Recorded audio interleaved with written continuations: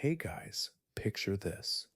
13 creatures creeping down from Iceland's frozen mountains, one by one, night by night, each one stranger than the last. One steals your sausages, another licks your spoons clean, and the worst part? Icelandic children know exactly when they're coming. They count down the nights, December 13th through Christmas Day. But here's what gets me. These aren't just random monsters. Each Yule Lad has a name, a personality, a very specific thing they love to steal. And tonight, you're going to meet them all. Before we start, get comfortable. Pull those blankets up. Dim the lights. This is Sleep Story Scribes, and I'm here to guide you through Iceland's strangest Christmas tradition while you drift off. If you enjoy these bedtime stories, hit subscribe, it really helps. And leave a comment telling me where you're listening from and what time it is where you are. I love knowing you're out there, somewhere in the dark, ready to learn something beautiful before you sleep. Ready? Let's go to Iceland. Chapter 1. Dusk Descends on Icelandic Winters. December in Iceland feels like the world's holding its breath. By 3 in the afternoon, the sun's already thinking about setting. Maybe it never really rises at all, just this gray twilight that hangs over everything like a soft blanket. The mountains stand black against the sky, snow covers everything, and in those distant farmhouses scattered across the landscape, warm yellow lights flicker on, one by one, like stars coming alive. This is when the stories begin. The wind carries whispers across the frozen ground, old voices, ancient stories. If you listen carefully on these December nights, you can almost hear them, tales passed down through generations of Icelandic families, stories that make children peek out their windows into the darkness, stories about things that live in the mountains, things that come down to visit during the longest, coldest nights of the year, things that know when you've been good and when you haven't. The Yule Lads are coming. Every Icelandic child knows the countdown. 13 nights before Christmas, December 13th. That's when the first one arrives. His name is Stekkjastor, Sheep-Cote Clod. He's got these stiff wooden legs that make him walk funny, clumsy, but he's determined. He comes down from the mountains looking for sheep to bother, and once he's here, settled into some hidden corner of your town, the next night brings another one, then another. 13 nights, 13 creatures, each one more mischievous than the last. Picture the landscapes where these stories were born. Iceland in winter is like nowhere else on Earth. Volcanic black rocks jutting through white snow, steam rising from hidden hot springs, the northern lights dancing green and purple across the sky on the clearest nights.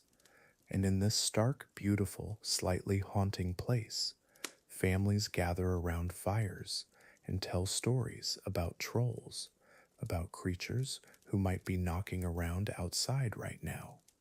It's the perfect setting for tales that give you chills in the best possible way. The Yule Lads aren't just random monsters, though. Each one has a very specific thing they're obsessed with. Stekkjastor wants to bother sheep. Gilgagor, he hides in gullies and steals milk when no one's looking. Stufr is incredibly short and loves stealing pans to lick them clean. Forrest Lakir, now this guy's got a long name and an even stranger obsession. He steals wooden spoons just to lick them. Every single one of these 13 creatures has their own weird specialty, their own particular mischief. But here's what makes this tradition so beautiful. It's not really about fear. Sure, there's that delicious thrill of anticipation, that slight nervousness when you hear a strange sound outside. But the Yule Lads have become part of Iceland's Christmas celebration. Children leave shoes on their windowsills. If they've been good, they might find a small gift. If they've been naughty, well, they might find a potato, just a plain old potato. It's playful, it's fun, it brings families together through storytelling and shared anticipation. The really wild part? The Yule Lads have a mother. Her name is Grýla. She's an ogress who lives up in the mountains with her third husband, a lazy creature called Lepaludi. Grýla has a very specific diet. She eats naughty children. That's it. That's what she lives on. Now, before you get too worried, remember these stories evolved over centuries. They've become less scary and more entertaining. But imagine being a child in medieval Iceland, hearing about Grýla for the first time.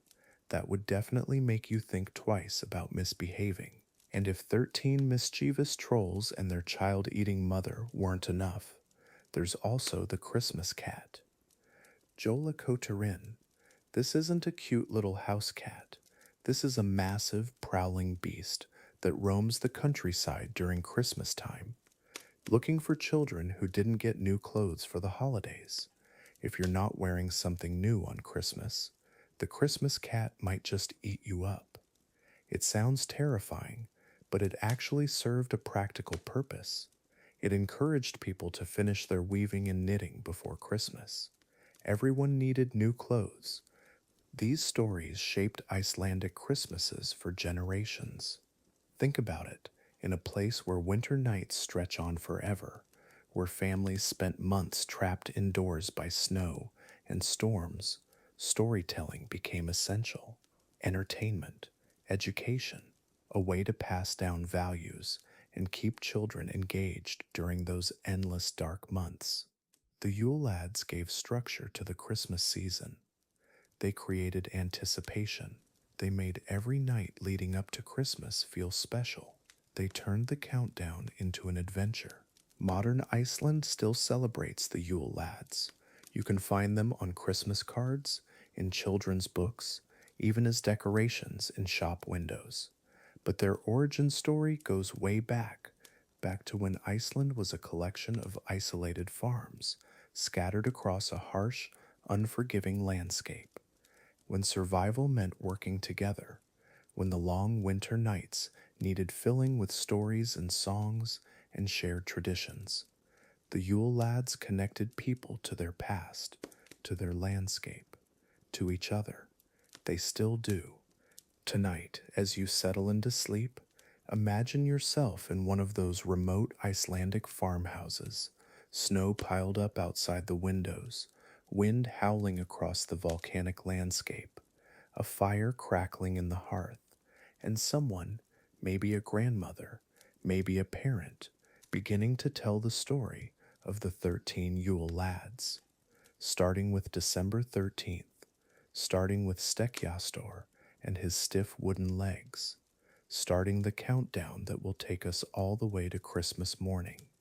Are you ready to meet them? All 13? One by one?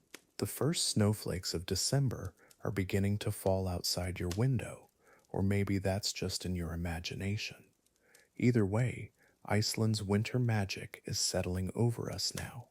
The stage is set, the mountains are waiting, and somewhere up there in the darkness, 13 very different creatures are getting ready to begin their annual journey down to the world of humans. 13 nights, 13 visitors, 13 chances to discover what makes Icelandic Christmas unlike anywhere else on Earth. Close your eyes and let the countdown begin. Begin to Chapter 2, 13 Nights of Mischief. December 13th. The first night. Somewhere in the Icelandic mountains, something stirs. Not Santa, not reindeer. Something older, much older. Tonight the first Yule Lad begins his journey down from the highlands. 13 nights stretch ahead. 13 brothers, each stranger than the last. Each with their own, let's call them hobbies. The children know what's coming. They've heard the stories. Their grandmothers whisper the names by candlelight. Tonight it begins. Picture this, a child in Reykjavik, maybe 8 years old, placing her best shoe in the window. Not both shoes, just one. It's an offering, a gamble, because if she's been good, she might find a small gift tucked inside come morning. But if she's been naughty, a raw potato. Yeah, a potato. That's the Icelandic way. No coal, no empty stocking, just a potato, sitting there in her shoe like a cold, disappointing reminder of bad choices. The first Yule Lad arrives tonight. His name is Stekkjastor, Sheep-Cote Clod. Try saying that 5 times fast. He's got these long, stiff legs like stilts made of bone and stubbornness. His thing? Harassing sheep. Yeah, that's his whole deal. He sneaks into barns, bothers the livestock, makes the ewes nervous. Not exactly festive, but hey, we're dealing with mountain trolls here. They've got different ideas about Christmas spirit than most folks. December 14th, Night 2. Giljagar shows up. That's Gully Gawk to you and me. This one's got a fixation. Cowsheds. He hides in the gullies around farms, waiting, watching. When the farmers head inside for dinner, he creeps into the cowshed to steal milk foam. Specifically the foam, not the milk, the foam. There's something deeply unsettling about a troll who's that picky about his dairy products. But that's Gully Gawk for you. Foam specialist. Night 3 brings Stuffer, stubby, and yeah, he's exactly what his name suggests. Short, stocky, built like a fire plug with anger management issues. His specialty? Stealing food from pans. Not plates, not bowls, pans. He waits until you're cooking, then darts in and snatches whatever's sizzling away. Imagine flipping pancakes and suddenly gone. Just an empty pan and the lingering scent of troll mischief. That's Stubby's calling card. Pan theft and attitude problems. By now the children are getting nervous. 3 shoes, 3 nights. The gifts are small but real. A piece of candy, a tiny toy. But the potatoes, those are real too. Parents nod approvingly when kids find vegetables in their footwear. You must have been naughty, they say, not unkindly. It's tradition. The Yule Lads don't lie. They don't sugarcoat. They just judge and leave appropriate gifts or inappropriate vegetables, whatever fits. December 16th. Fors Lakir arrives. That's spoon liquor. Long, thin, like someone stretched a regular person until they almost snapped. His arms reach places they shouldn't. His fingers find wooden spoons in the darkest corners of kitchens. He licks them clean, every single one. Not silver spoons, not plastic, wooden spoons specifically. There's method to this madness, apparently, though what that method might be, honestly, your guess is as good as mine here. Night 5 gets weird. Potas Kafil shows up. Pot scraper. If spoon liquor seemed oddly specific, wait until you meet this guy. He scrapes pots. Clean, not dirty pots that need washing. Clean pots. He finds the tiny bits of food stuck in corners, the little remnants you missed. Scrapes them out with his fingers. Eats them. Picture coming downstairs to find your cleanest pot somehow cleaner than when you left it. That's pot scraper's handiwork. Ask a Slakir, Bowl Liquor, December 18th. This one's got standards. He doesn't want your fancy china or everyday dishes. No, he wants Asker, traditional Icelandic bowls with lids, wooden ones, carved by hand, passed down through generations. He lifts those lids like he's opening treasure chests, licks every surface clean. Your great-grandmother's bowl, the one she brought from the old country. Yeah, bowl liquor's been there. He's probably licked it, multiple times. The children are halfway through now. 7 nights down, 6 to go. The anticipation builds like static before a storm. Each morning brings mystery. Did pot scraper visit? Was that bowl licker's work? The shoes reveal all. A chocolate coin means approval. A smooth river rock suggests mild disappointment. But that potato means they know exactly what you did, and they're not impressed. Icelandic Christmas doesn't mess around with moral ambiguity. December 19th. Heard us clear? Door slammer. Finally, a Yule Lad with some personality. This guy doesn't sneak, doesn't lurk. He announces himself. Slam. Every door in the house. Cupboards, closets, bedrooms. Slam, slam, slam. All night long. Try sleeping through that. Try explaining to house guests why every door in your home sounds like it's auditioning for a haunted house soundtrack.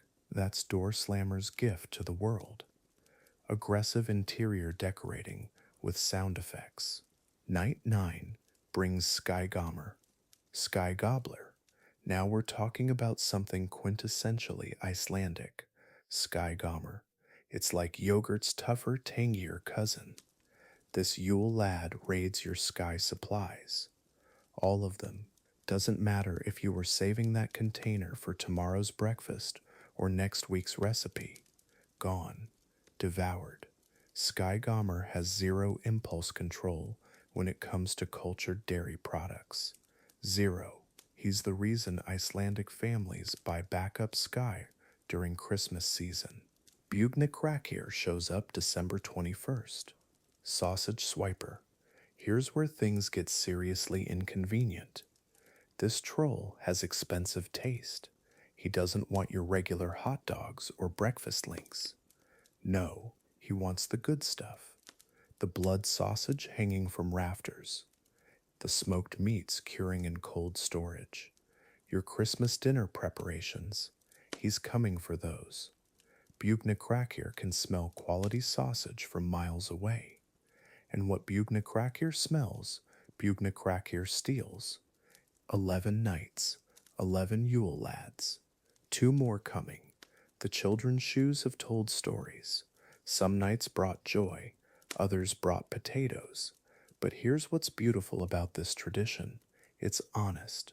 Completely, brutally honest. No pretending bad behavior doesn't matter. No sugarcoating consequences. The Yule Lads see everything, judge accordingly, leave gifts that match the evidence. In a world full of participation trophies, Iceland keeps it real, even at Christmas. Chapter 3. Weaving Folklore with Reality. Here's what gets me about Iceland. Walk down any street in Reykjavik during December, and you'll hear something incredible. Parents telling their kids about 13 trolls who steal sausages and slam doors. But here's the thing, they're not just telling stories, they're explaining how the world works. In Iceland, there's no clear line between what's real and what's folklore. The Yule Lads aren't just characters in a book, they're part of Christmas, part of reality. Picture this, it's early December. A 5-year-old is getting into trouble, maybe not finishing dinner. Mom doesn't threaten timeout. She mentions Stekkjastor, the first Yule Lad who's already wandering the mountains. He harasses sheep, but he's also watching, always watching. The kid straightens up immediately. That's not manipulation. That's how Icelandic parents have shaped behavior for centuries. These stories carry weight because everyone believes them, even the adults. Especially the adults. The warnings inside these tales run deeper than be good or else. Each Yule Lad teaches something specific. Giljagar steals milk from cows, so kids learn to value food. Snuffer is unnaturally short and steals crusts. Waste nothing. Thvorslakir licks wooden spoons. Clean up after yourself. Every misbehavior has its matching troll. Every lesson comes wrapped in genuine terror. Because here's what's brilliant. Fear makes these lessons stick. Kids remember what scares them. The mundane becomes magical through these stories. December 13th isn't just another Tuesday. It's when Stekjastor arrives. December 14th, that's Gilgagor's night. Suddenly checking the sheep isn't just a chore, it's reconnaissance. Drinking milk isn't just breakfast, it's protecting resources from thieves. Every daily activity carries this undercurrent of possibility. Maybe tonight they'll see footprints in the snow. Maybe they'll hear something moving outside.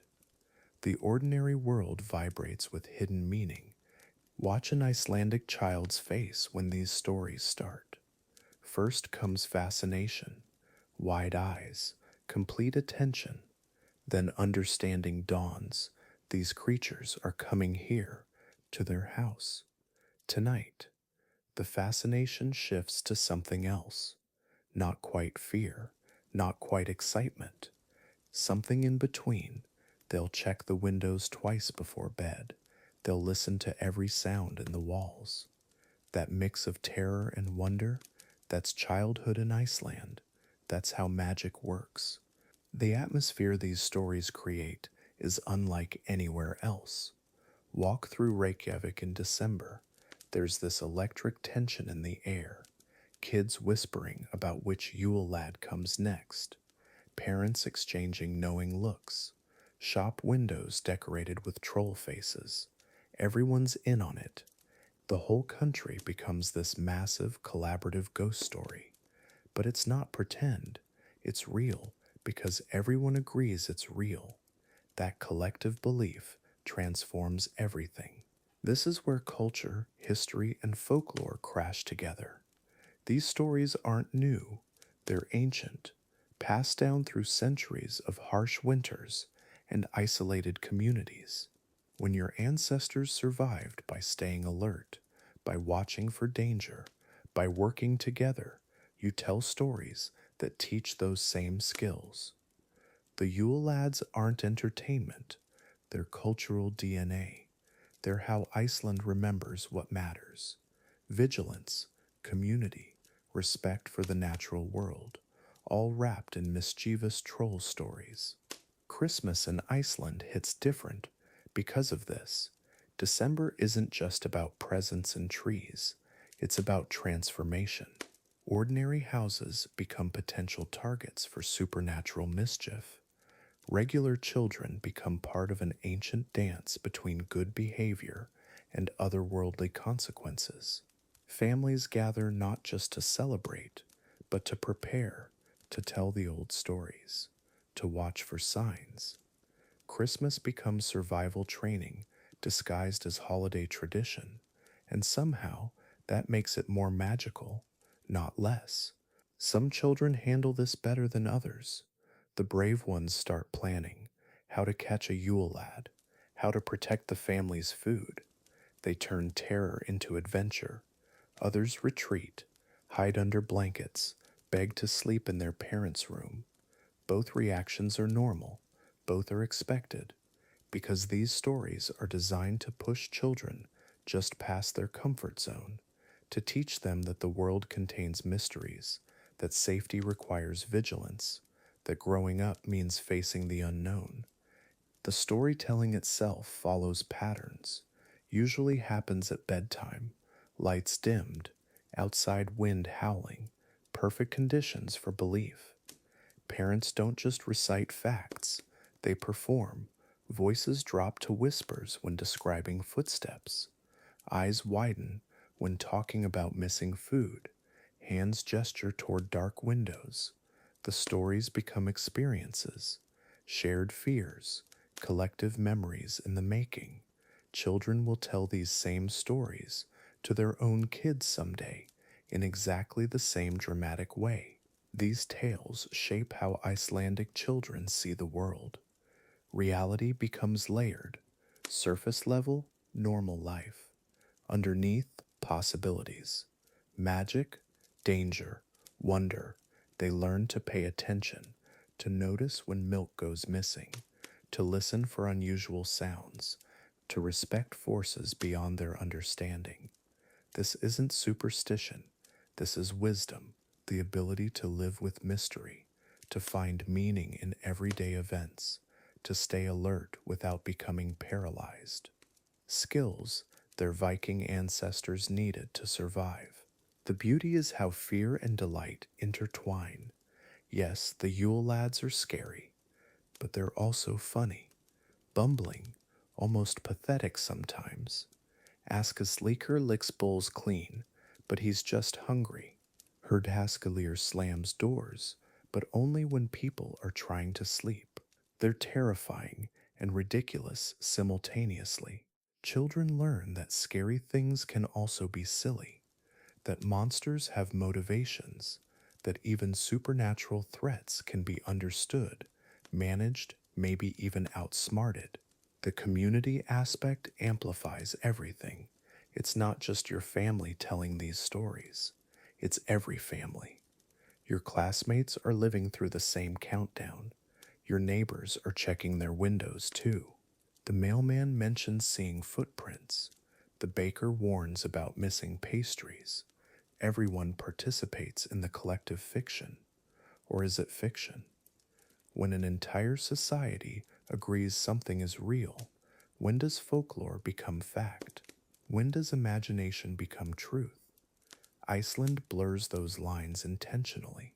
This is Iceland's gift to the world, proof that reality is negotiable, that magic lives where people agree to believe in it. The Yule Lads exist because Icelanders need them to exist. They teach lessons that can't be taught any other way. They create experiences that bond families across generations. They turn winter darkness into adventure. They make Christmas mean something deeper than shopping and decorating. They keep mystery alive in a world that explains everything away. Chapter 4: Generations of Yuletide Tricksters. Time to travel backward, way backward. Because the Yule Lads you think you know, the mischievous pranksters who steal sausages and slam doors, that's the Disney version. The real story, it's darker, much darker.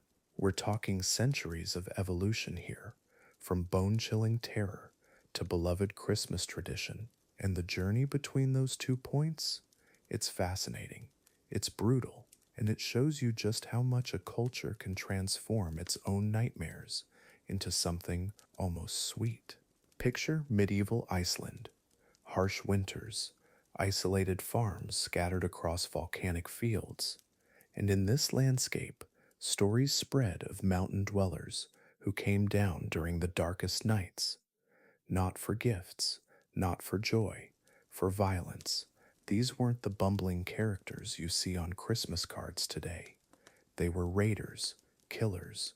The original Yule Lads were described as massive, brutal trolls who terrorized families, broke into homes, stole everything, and sometimes they took more than just food. They took lives. People genuinely feared the Christmas season. The old verses don't sugarcoat anything. Listen to this one from the 1600s.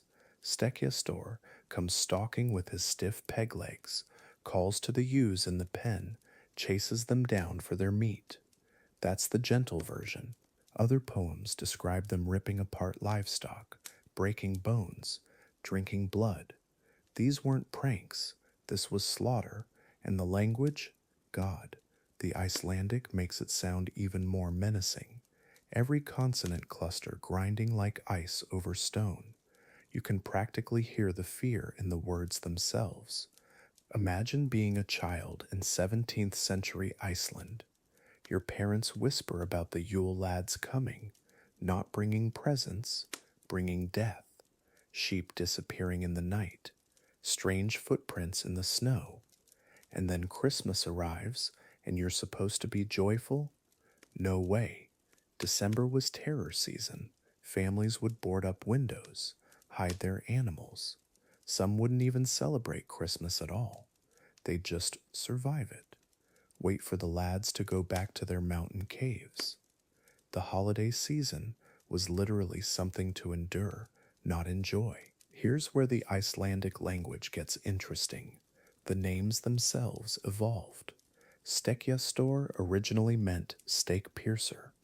Pretty brutal, right? But as centuries passed, that same name started being interpreted as Sheep-Cote Clod. Same sounds, completely different meaning. The language allowed for this gradual reinterpretation. And it wasn't just the names, the entire vocabulary around them shifted. Words for terrorize became words for tease, slaughter became steal. The stories stayed similar, but the meanings softened. Language evolution in real time, changing monsters into mischief makers. The shift started around the 1700s. Iceland was changing, more contact with Denmark, Christianity taking deeper root, and suddenly, having Christmas monsters who actually killed people, it didn't fit anymore. The stories had to evolve or disappear completely, so they evolved, slowly. The lads kept their names, kept coming during Christmas, but their actions, those got toned down. Instead of murdering shepherds, they just bothered sheep. Instead of burning down houses, they slammed doors. Same characters, same timing, completely different threat level. Cultural adaptation in action. The transformation wasn't instant. You can track it through different manuscript versions. Early 1700s, still pretty violent. Mid 1700s, violence mixed with pranks. Late 1700s, mostly pranks with hints of danger. It's like watching horror movies become comedies in slow motion. But why this specific change? Iceland was becoming less isolated, more connected to European Christmas traditions. And European Christmas traditions didn't include murderous trolls. They included gift giving, joy, celebration. The Yule Lads had to adapt or become irrelevant, so they adapted. Survival of the culturally fittest. By the 1800s, something fascinating was happening. Parents were using the lads differently. Instead of genuinely scaring children, they were teaching lessons.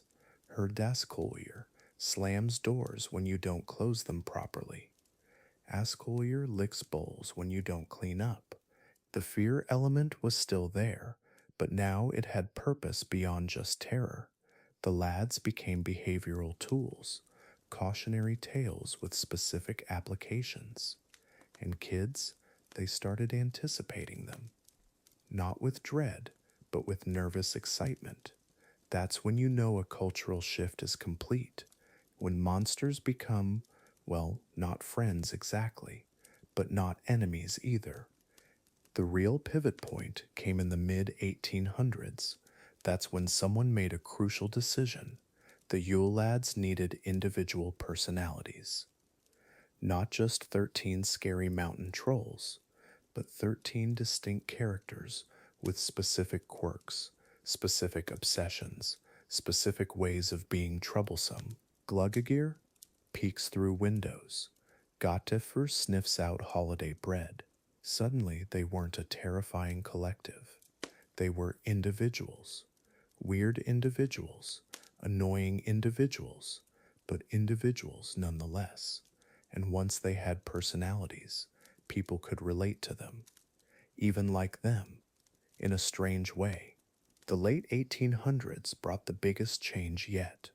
Artists started depicting them differently. Not as massive, hulking monsters, but as smaller, more human-like figures. Sometimes even comical. Big noses, funny hats, exaggerated features that made them seem harmless, almost endearing. The visual transformation matched the narrative one. And children's books?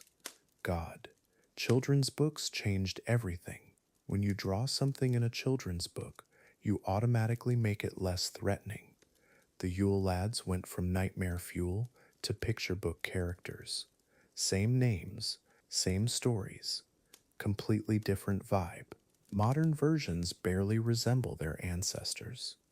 Today's Yule Lads bring small gifts. They're mischievous, sure, but harmlessly mischievous.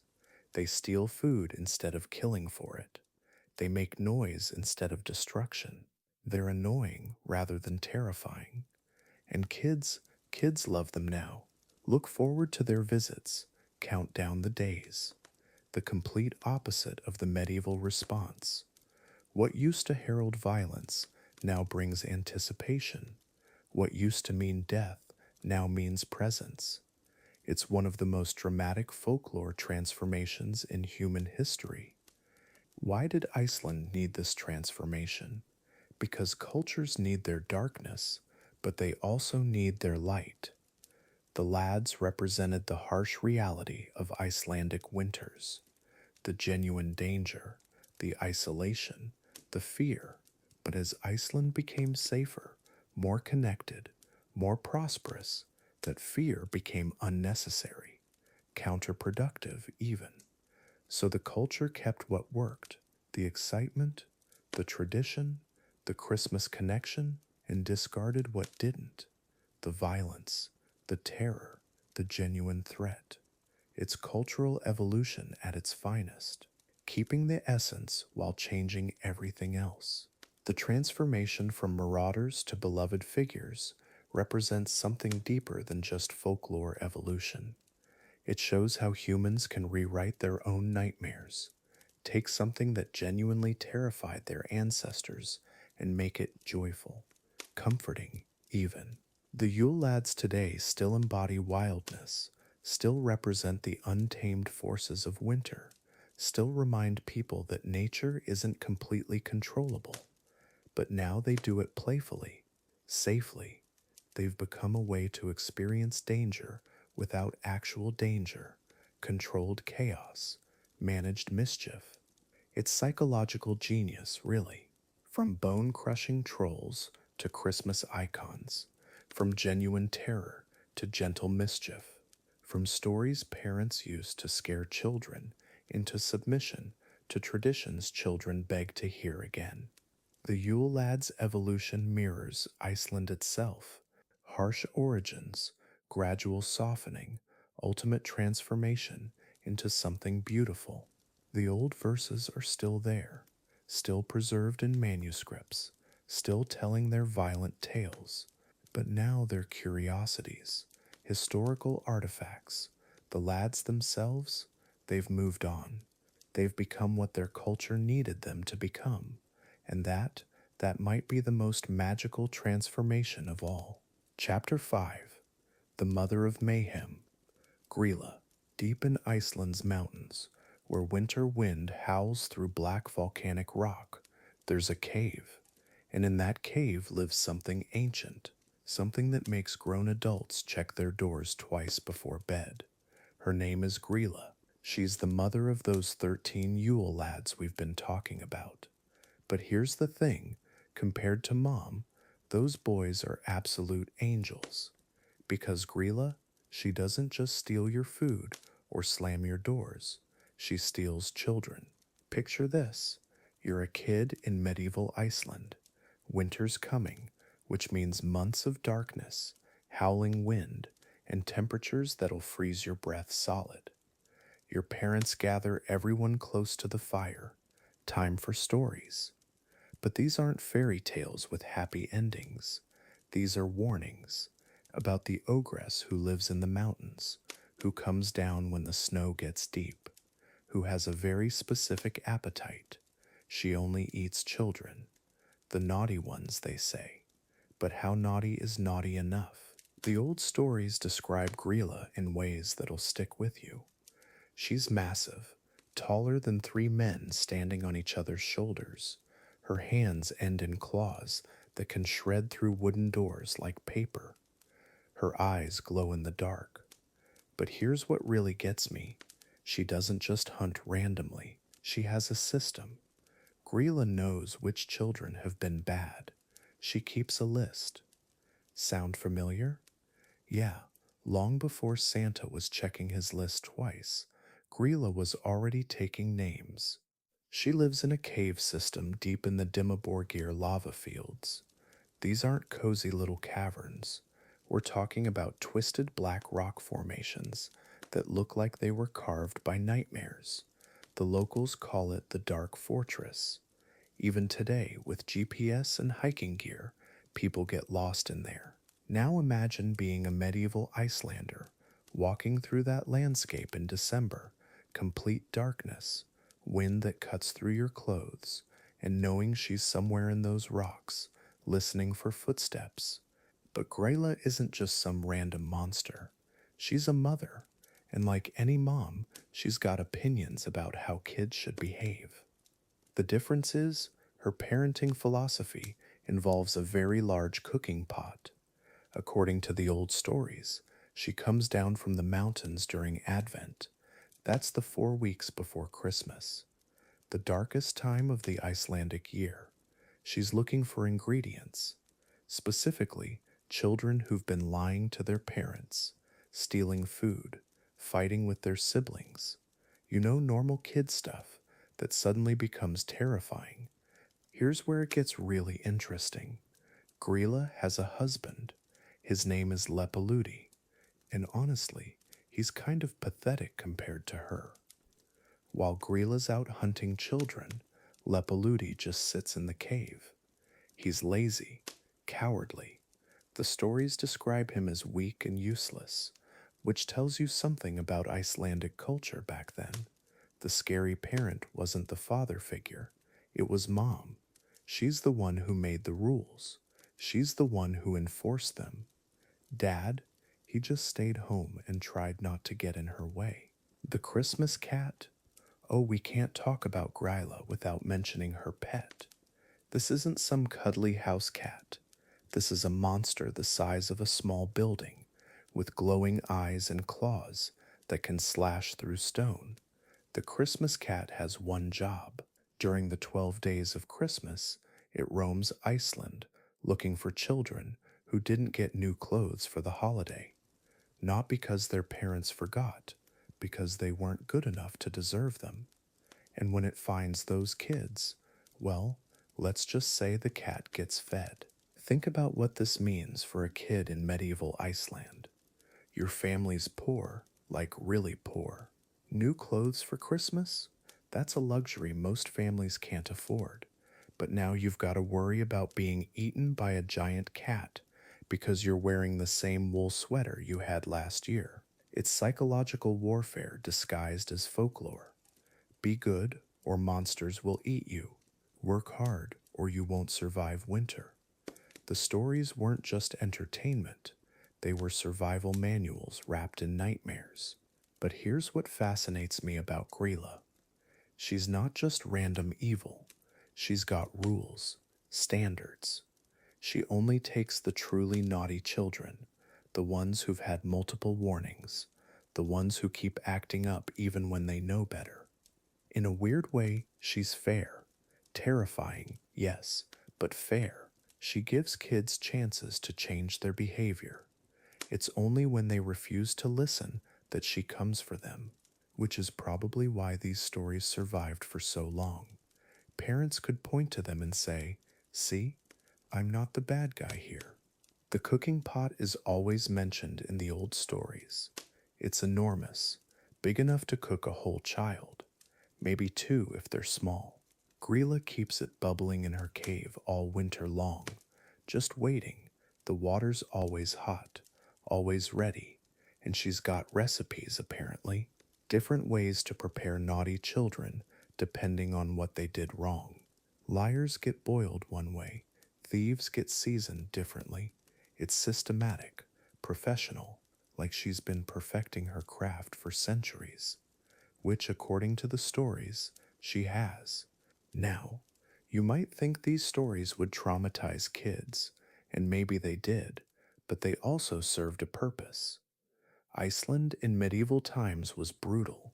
Survival meant following rules, sharing food, not wasting resources, not fighting when everyone needed to work together to make it through winter. Grýla wasn't just a monster story, she was a behavioral modification system. Step out of line, and something worse than your parents' disappointment might come for you. Something with claws and a very large pot. The really wild part? These stories are still told today. Modern Icelandic kids grow up hearing about Grýla. Obviously, most parents don't literally believe their children will be eaten by an ogress, but the tradition continues because somewhere deep down, every parent understands the appeal. Sometimes you need backup. Sometimes the threat of being grounded isn't quite enough. Sometimes you need to be able to point outside and whisper, "She's out there. She's watching. She knows if you've been bad." What gets me is how specific the details are. Like someone actually met her. The way she moves, hunched over because she's so tall. The sound her claws make scraping against rock when she walks. How her eyes reflect firelight, like an animal's. The smell that follows her, rotting meat and wet stone. These aren't vague monster descriptions, these are witness accounts. Which makes you wonder, in those long, dark Icelandic winters, alone in remote farmhouses, did people actually see something? Or did the isolation and fear just make the stories feel real? Grýla represents something primal, the fear that bad behavior has consequences, that someone's always watching, that winter, isolation, and darkness bring out the worst in people, and the worst might be waiting for you. She's the shadow side of Christmas, the reminder that before there were presents and cookies and warm family gatherings, there was survival. And survival meant staying in line. Even today, when Icelandic parents tell Grýla stories, they're passing down something ancient, something that kept their ancestors alive through winters that would kill you. Chapter 6. Lepaludi, the lazy lad's father. You know Grýla, the ogress who eats bad children. You know her 13 sons, the Yule Lads causing chaos every December. But what about their father?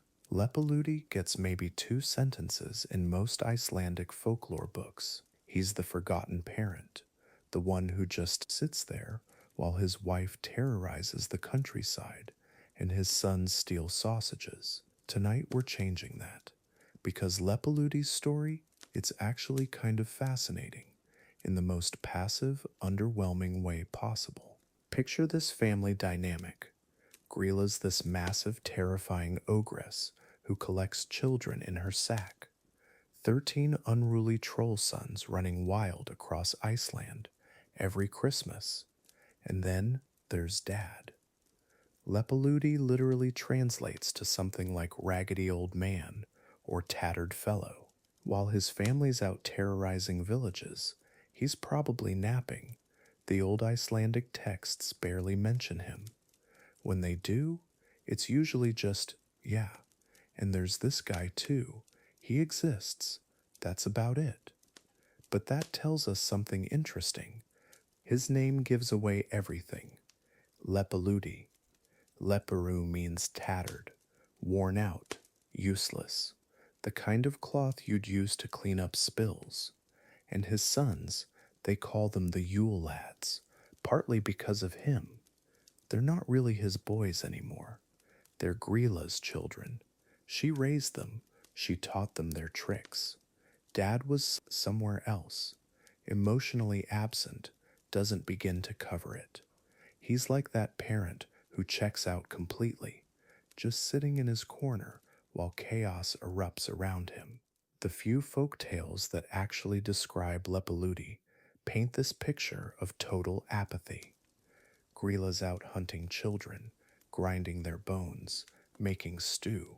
The boys are planning their next raid on some poor farmer's pantry. And Lepaludi, he's just there, sometimes described as sleeping, sometimes sitting by the fire, doing absolutely nothing. One story says he only speaks when directly asked a question, and even then, it's usually just a grunt. This guy makes lazy look ambitious. But here's what gets me about Lepaludi. He's married to the most terrifying creature in Icelandic folklore.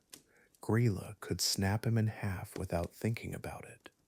She's this ancient, powerful ogress who's been eating children for centuries, and yet she keeps him around. Why? He's not helping with the child catching. He's not raising the boys. He's certainly not pulling his weight around their mountain cave. So what's his deal? What does he bring to this deeply dysfunctional family? Maybe that's exactly it. Grýla's this intense, violent force of nature, always angry, always hunting, always scheming. Having someone completely passive around might actually be relaxing, like having a pet rock. Lepaludi never argues, never demands attention, never gets in her way. He's the ultimate low-maintenance husband. While she's out terrifying Iceland, he's home being harmlessly useless. Sometimes the most radical thing you can do is absolutely nothing. And Lepaludi, he's mastered that art completely. The Yule Lads clearly got their mother's genes. They're cunning, mischievous, active troublemakers. Each one has his specialty, stealing meat, slamming doors, licking spoons. They inherited Grýla's drive to cause problems. From Lepaludi? Well, maybe they got his ability to disappear when things get serious. Because here's the thing about the Yule Lads. They cause mischief. Yeah, but they're not actually dangerous like their mother. They steal food. They're annoying, but they don't eat children. Maybe dad's passivity tempered mom's violence. Some scholars think Lepaludi represents the old Iceland. Before Christianity, before Danish rule, before Iceland became civilized. He's this ancient figure who just gave up, stopped trying to adapt. While Grýla evolved into this child-eating boogeyman, used to scare kids into behaving, Lepaludi just stayed the same, sitting in his cave, worn out, tattered, irrelevant. Maybe that's why the folk tales barely mention him. He represents a Iceland that doesn't exist anymore, a passive, forgotten masculinity that couldn't compete with his wife's ferocity. When artists try to draw Lepaludi, they usually just make him look tired. Really, really tired. Hunched over, shabby clothes, probably needs a shave. He's not menacing like Grýla or mischievous like his sons. He's just deflated, like a balloon 3 days after the party. The visual opposite of his terrifying wife, where she's all sharp edges and violence. He's soft, worn down, harmless. It's almost sad. This guy who married the most powerful creature in Iceland and then just gave up trying to keep up with her. But maybe Lepaludi's passivity is actually a survival strategy. Think about it. You're married to an ogress who eats children. You've got 13 sons who are literally called the Yule Lads because they terrorize people every Christmas. The smartest thing you can do? Stay out of the way. Don't give anyone a reason to notice you. Let your family have their reputation while you just exist quietly in the background. It's not brave, but it's probably kept him alive for centuries. The really interesting thing? Icelandic kids know Grýla. They know the Yule Lads. They definitely know the Christmas cat. But ask them about Lepaludi? Most will just shrug. He's become this forgotten footnote in his own family's legend. And maybe that's exactly how he wants it. While Grýla's out being the face of Icelandic Christmas terror, Dad's home practicing the art of being invisible. Sometimes the most radical act of rebellion is refusing to participate at all. There's something almost modern about Lepaludi's complete disengagement. He's like that parent who just zones out while family chaos happens around them. Not actively harmful, not helpful either, just there, taking up space. The folk tales treat him like furniture, background scenery in his own story. And honestly, he seems fine with that. While his wife and sons are busy being legendary monsters, he's achieved something different. Complete anonymity. The ultimate invisible man, hiding in plain sight. Maybe that's Lepaluti's real power. In a world of attention-seeking monsters, he's mastered the art of being forgettable. Grýla needs to be feared. The Yule Lads need to be talked about. But Dad, he just needs to exist quietly until everyone forgets he's there. It's almost zen, this complete surrender to irrelevance. While his family fights for their place in Icelandic folklore, Lepaluti has found peace in being nobody special. And you know what? That might be the most subversive thing of all. So that's Lepaluti, the lazy father who chose invisibility over infamy, the forgotten parent in Iceland's most famous monster family. He's not scary like Grýla or memorable like the Yule Lads. He's just tired, worn out, checked out completely from the family business of terrorizing children. And maybe that's his story. Sometimes the most interesting character is the one who refuses to be interesting at all, the passive presence who shaped a legend simply by choosing not to participate in it. Chapter 7. The Terrifying Christmas Cat. So you've met the 13 Yule Lads. You know about their ogress mother Grýla, but there's one more creature prowling Iceland's winter nights, one that makes even grown-ups check their wardrobes twice. Meet Jólakötturinn, the Christmas cat. Not some cute little house cat, mind you. This thing's enormous, massive. Picture a cat the size of a building, with eyes like burning coals and claws that could tear through stone. And it has one very specific appetite. This isn't just any folklore monster. The Christmas cat has rules. Very specific rules. It only hunts during the Christmas season, prowling from farm to farm, village to village.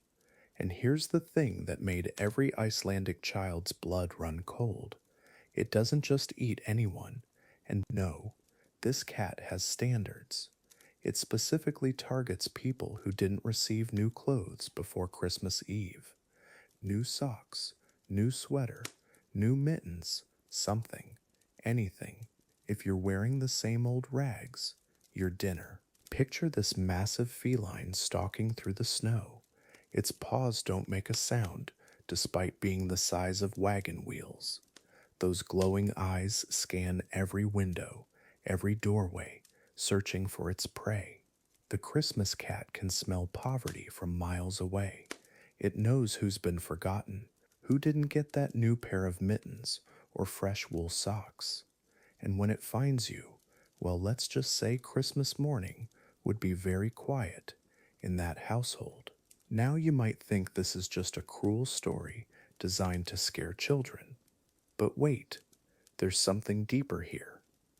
Something beautiful, actually, because this terrifying cat tale, it's actually about making sure nobody gets left behind during Christmas. Every child, every worker, every member of the family needed new clothes. Not fancy clothes, just new. Something that showed they were cared for, that they mattered, that someone thought of them when winter came. The tradition tied directly to Iceland's harsh climate. We're talking about a place where winter temperatures could literally kill you if you weren't properly dressed. New wool clothes weren't luxury items, they were survival gear. That new sweater could mean the difference between making it through January or freezing to death. So when families prepared for Christmas, they weren't just giving gifts, they were literally saving lives. And the Christmas cat, it made sure nobody forgot.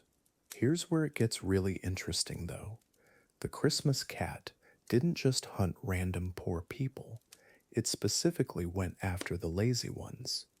The folklore is clear about this. If you worked hard during the year, if you contributed to your family's survival, you'd get new clothes.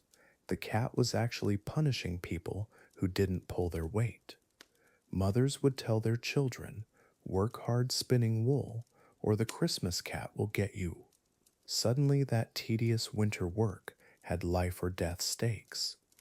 Icelandic families took this seriously, really seriously. Starting in September, October, everyone's focus shifted to preparing new clothes for Christmas. Mothers worked late into the night knitting. Fathers crafted leather goods. Children learned to spin wool and help with sewing. It wasn't just about avoiding a monster, it was about showing love, about making sure everyone in the family felt valued and protected when the darkest, coldest months arrived. The Christmas cat became part of the seasonal rhythm. August meant shearing sheep. September brought wool processing. October, November, December, the sound of knitting needles clicking filled every home.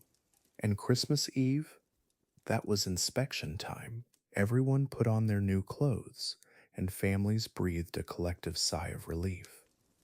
Another year, another successful defense against the giant predator prowling the winter landscape. Safety through preparation, love through warm wool. Children grew up with this constant awareness.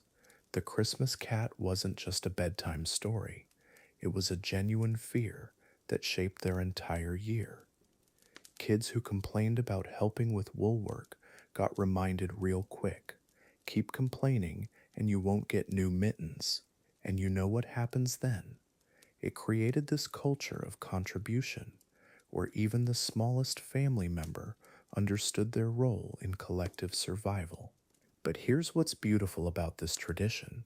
It completely eliminated the possibility of anyone being forgotten at Christmas. In other cultures, gift giving could be random, unfair. Rich kids got spoiled while poor kids got nothing.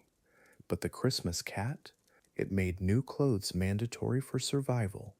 Every single person, from the tiniest baby to the oldest grandmother, had to receive something new.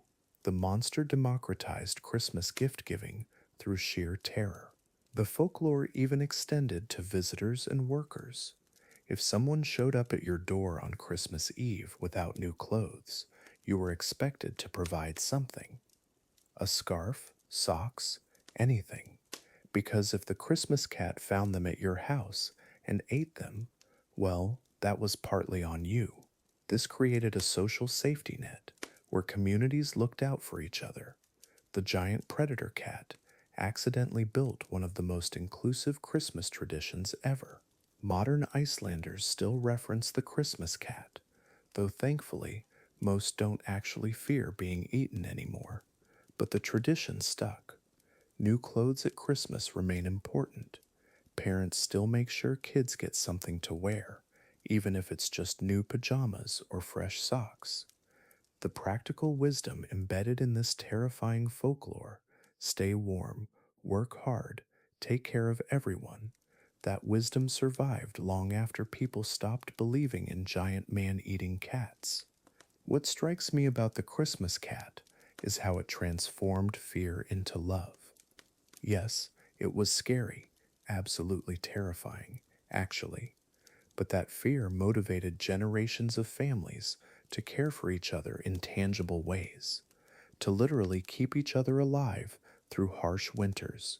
The monster wasn't really the villain of this story. Neglect was, forgetting someone was. The Christmas cat just made sure that never happened. So that's Jólakötturinn, the Christmas cat, Iceland's contribution to holiday folklore that perfectly blended terror with love, survival with tradition. A creature so fearsome, it inspired an entire culture to make sure nobody faced winter unprepared. Next time you complain about getting socks for Christmas, remember the massive cat prowling Icelandic nights, looking for people who didn't get exactly that. Sweet dreams, and check your closet for new clothes, just in case. Chapter 8: Gleðileg Jól, Merry Mishaps. Real Icelandic families don't just tell stories about the Yule Lads, they live them. Every December, houses across Reykjavik fill with giggles, chaos, and the kind of beautiful mess that only comes from 13 mischievous trolls visiting your home. Kids wake up to stolen yogurt, parents find their ladles missing, and somehow this madness becomes the most treasured part of Christmas. Tonight, we're stepping inside these homes to witness the joy, the laughter, and yes, the delightful disasters that make Yule season unforgettable. The Eriksson family in Hafnarfjordur has been celebrating with the Yule Lads for 3 generations. Every December 13th, 8-year-old Sigrid places her tiny red shoe in the window. By morning, chaos. Last year, Ferusleikir licked every single spoon in the house, even the decorative ones. Her grandmother laughed so hard she cried. "This is exactly what happened to me as a child," she whispered, polishing spoons while Sigrid bounced around the kitchen. Some traditions aren't just stories. They're living, breathing, gloriously messy reality that binds families together across generations. The Magnusson household takes a different approach. They've turned Yule Lad visits into elaborate games. When Herthaskelir comes to slam doors, 10-year-old Eric hides behind each one, timing the slams perfectly. His sister Astrid counters Gluggegeir by drawing funny faces on the windows before he can peek through. Their parents watch from the couch, sipping hot chocolate as their children transform ancient mischief into modern play. "They're not just learning about our culture," their father explains. "They're making it their own." Each giggle writes a new chapter in our family story. But not every Yule encounter goes according to plan. The Gunnarsson family learned this the hard way when they forgot about Skargamur's obsession with Skyr. They'd bought 12 containers for the week, thinking they were prepared. By morning, every single one was empty. The sticky fingerprints led from the fridge to the trash, like a trail of dairy destruction. Their youngest son, Magnus, stood in the kitchen surveying the carnage. "Mama," he whispered, eyes wide with wonder and horror. "He really, really likes yogurt." Sometimes the legends prove more enthusiastic than expected, and that's perfectly fine. The most memorable mishap belongs to the Olafsson family of Akureyri. Picture this: December 20th, Kurtasnikir's night. The candle snatcher was supposed to steal their Christmas candles. Instead, he apparently got confused by their electric decorations. They woke to find every single LED light string unplugged and carefully coiled in the center of their living room. Their Christmas tree stood naked and dark, surrounded by neat piles of colored lights. Their teenage daughter took one look and burst out laughing. "Even the Yule Lads are adapting to modern times," she said, plugging everything back in. Then there's the great sausage incident of the Johannesson household. Bugna loves stealing sausages, right? Well, they'd prepared by hiding their Christmas sausages in the freezer, thinking they were clever. Wrong. They discovered him the next morning, or rather, discovered the evidence. Frozen sausage wrappers scattered across their kitchen floor like confetti. Apparently, he'd figured out the freezer, but couldn't quite figure out the packaging.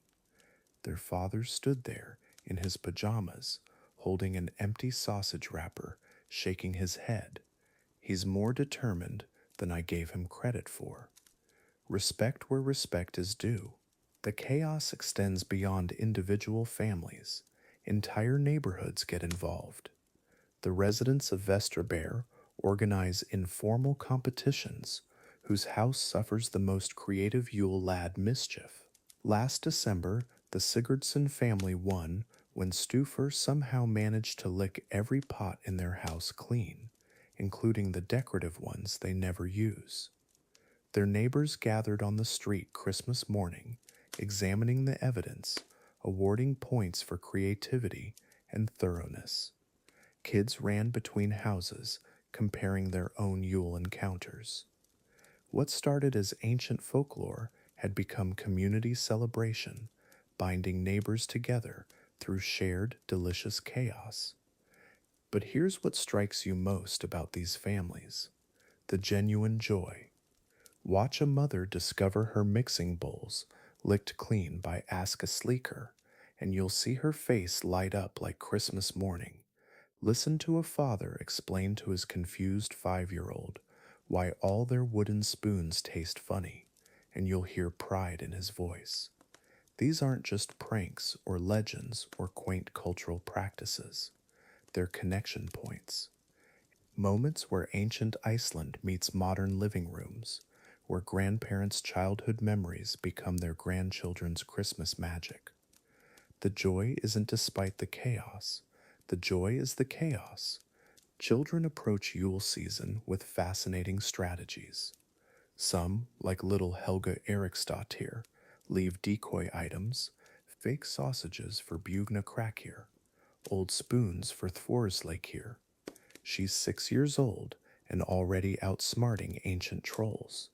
Others, like the Thorson twins, embrace total surrender. They leave notes. Dear Potiskafil, the bowls are in the dishwasher. Dear Herdiskalir, please slam the bathroom door softly. Baby's sister is sleeping. These kids aren't just participating in tradition, they're negotiating with it. They're making folklore interactive, turning passive stories into active relationships with mythical beings who feel surprisingly real at 3 in the morning. The warmth in these homes during Yule season is almost tangible. Families gather after each Yule Lad visit, sharing hot chocolate and stories, examining the evidence of overnight mischief, like detectives solving delightful mysteries. Grandparents share their own childhood encounters. Parents document everything with photos. Children bounce between excitement and sleepy wonder, processing the magic they've just experienced. These aren't just Christmas traditions, they're family bonding rituals disguised as supernatural encounters. The Yule Lads give families permission to be silly, to wonder, to believe in magic that tastes suspiciously like missing yogurt. Sometimes the mishaps teach unexpected lessons. When Gluggagear peeks through windows, children learn to clean their glass. When Herdtoskler slams doors, families start closing them gently. When various lads steal food, households become more mindful of sharing and preparation.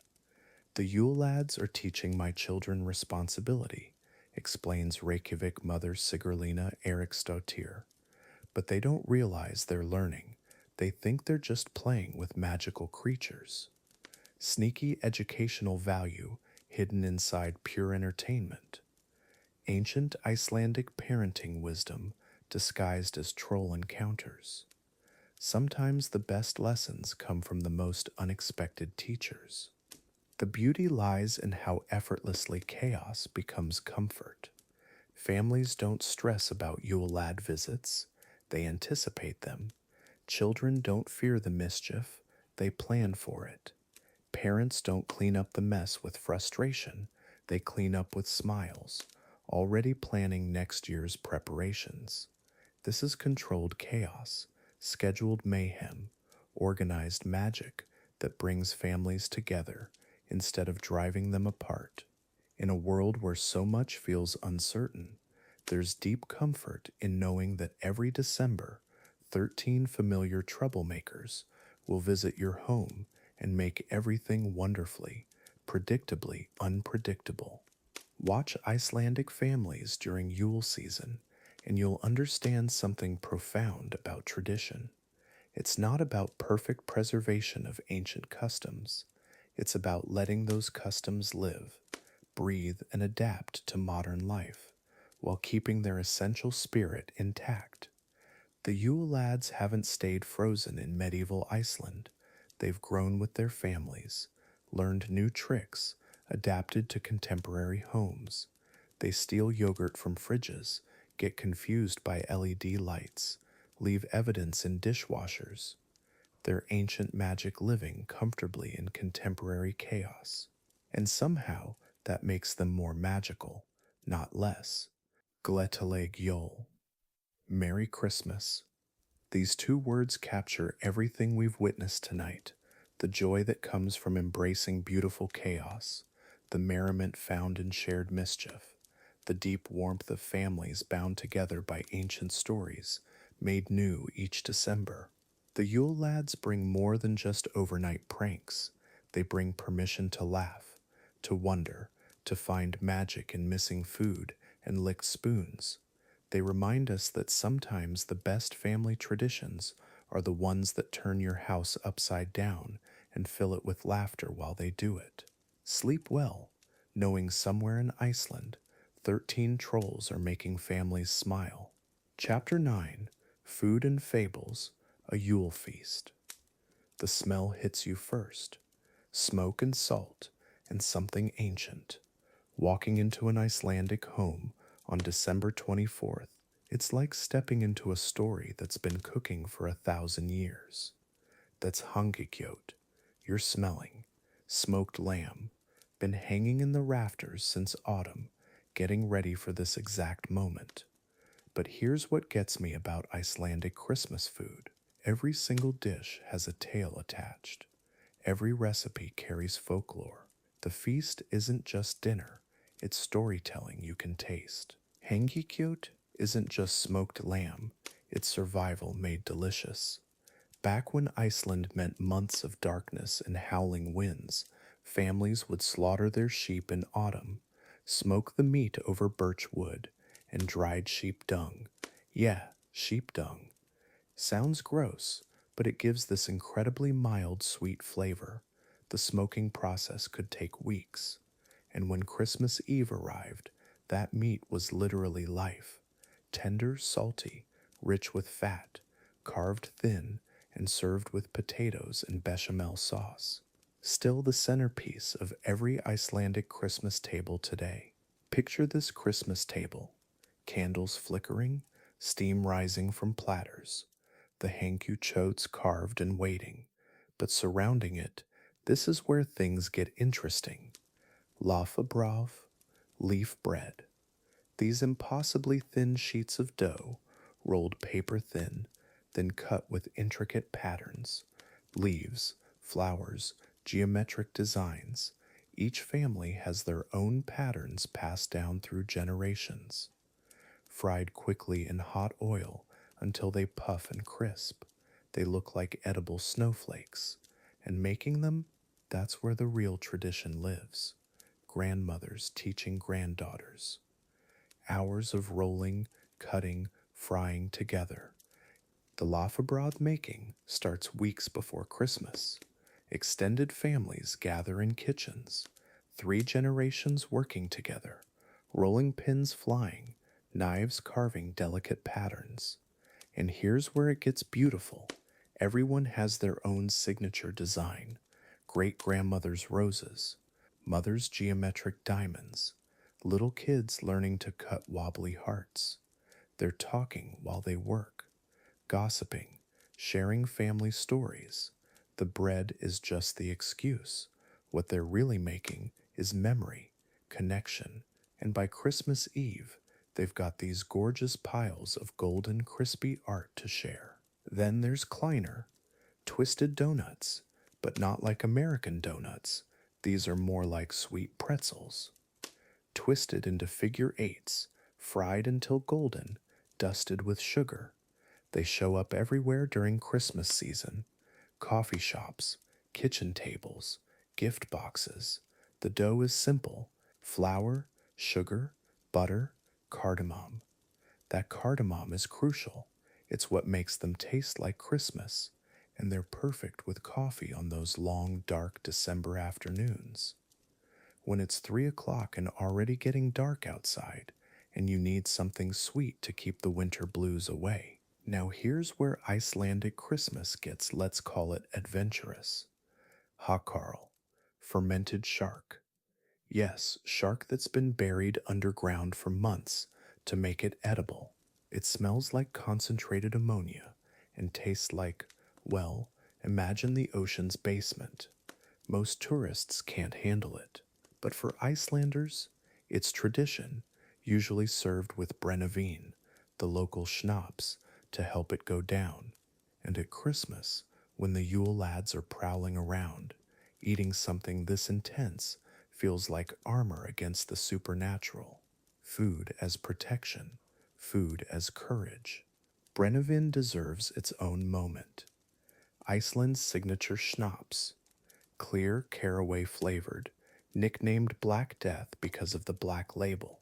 It's what you sip with that fermented shark, what you pour into coffee on cold nights, what appears in shot glasses after Christmas dinner. The taste is medicinal, herbal, like drinking a pine forest. But in the depth of winter, when the Yule Lads are rattling your windows and the Christmas cat might be lurking outside, Brennivinn feels like liquid courage, warmth spreading through your chest, pushing back the darkness. Rice pudding with a hidden almond. This one's got magic built right in. Steaming bowls of creamy rice pudding flavored with cinnamon and vanilla, but buried in one lucky bowl, a single blanched almond. Whoever finds it gets a prize, usually marzipan shaped like a pig. Sounds random, right? But here's the thing, finding that almond meant good luck for the whole year. And on Christmas Eve, with the Yule Lads starting their visits, you wanted all the luck you could get. Kids would search through every spoonful, hoping to be the chosen one. The cookie situation in Iceland during Christmas is serious business. Piparkökur, gingerbread cookies cut into traditional shapes, stars, hearts, little people. But these aren't soft American gingerbread. These are thin, crispy, spiced with cinnamon and cardamom and cloves. They snap when you bite them, and the decorating royal icing piped in delicate patterns, white on brown, simple but elegant. Kids make them in school, families make them together. They show up in gift boxes, on coffee tables, hanging on Christmas trees.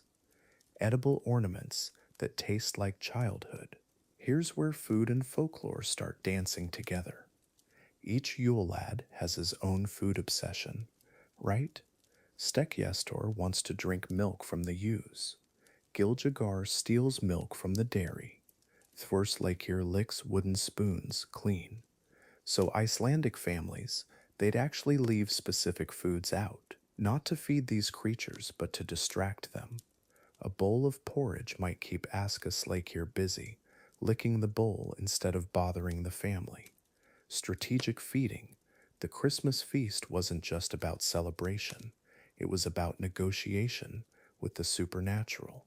The timing of Christmas dinner in Iceland is crucial. December 24th, around 6 in the evening, not Christmas morning like other places. Christmas Eve is the main event. Families gather as darkness falls, which in December means around 4 o'clock. Candles lit everywhere, the radio playing traditional Christmas carols. And that dinner, it's not rushed. Hours of eating, talking, sharing stories. Because once dinner's over, the real Christmas begins. Presents get opened, songs get sung, and outside, the first Yule Lad is already making his rounds. These recipes, their inheritance, more valuable than money sometimes. Grandmother's Lafabroth technique, great aunt's Hangikjöt seasoning blend, the exact cardamom ratio for Kleiner that makes them taste like home. Mothers teach daughters, but not through written recipes. Through watching, tasting, adjusting, feels right when the dough looks right, smell right when the spices balance right. And every December, kitchens across Iceland become classrooms where the most important lessons get passed down. How to make food that carries love. How to cook tradition into every bite. Food as protection. That's the thread running through all of this. In a land where winter could kill you, where trolls and monsters lived in the folklore, where the Yule Lads brought mischief and the Christmas cat brought danger, a well-stocked kitchen meant survival. Smoked meat hanging in the rafters, root vegetables stored in the cellar, alcohol to warm cold bones and ward off evil spirits. The Christmas feast wasn't just celebration, it was proof. Proof that your family had made it through another year. Proof that you were ready for whatever winter threw at you next.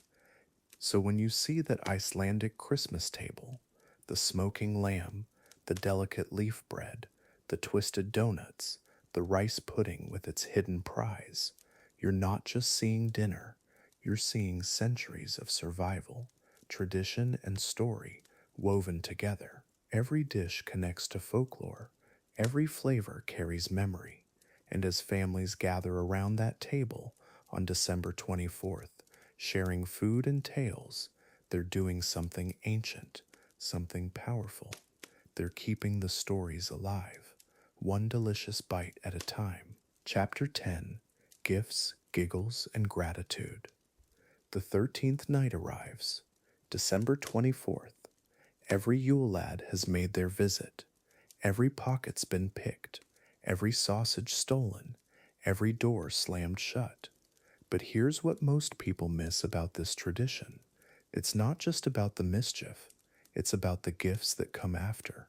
See, once the Yule Lads finish their 13 nights of pranks, the real magic starts.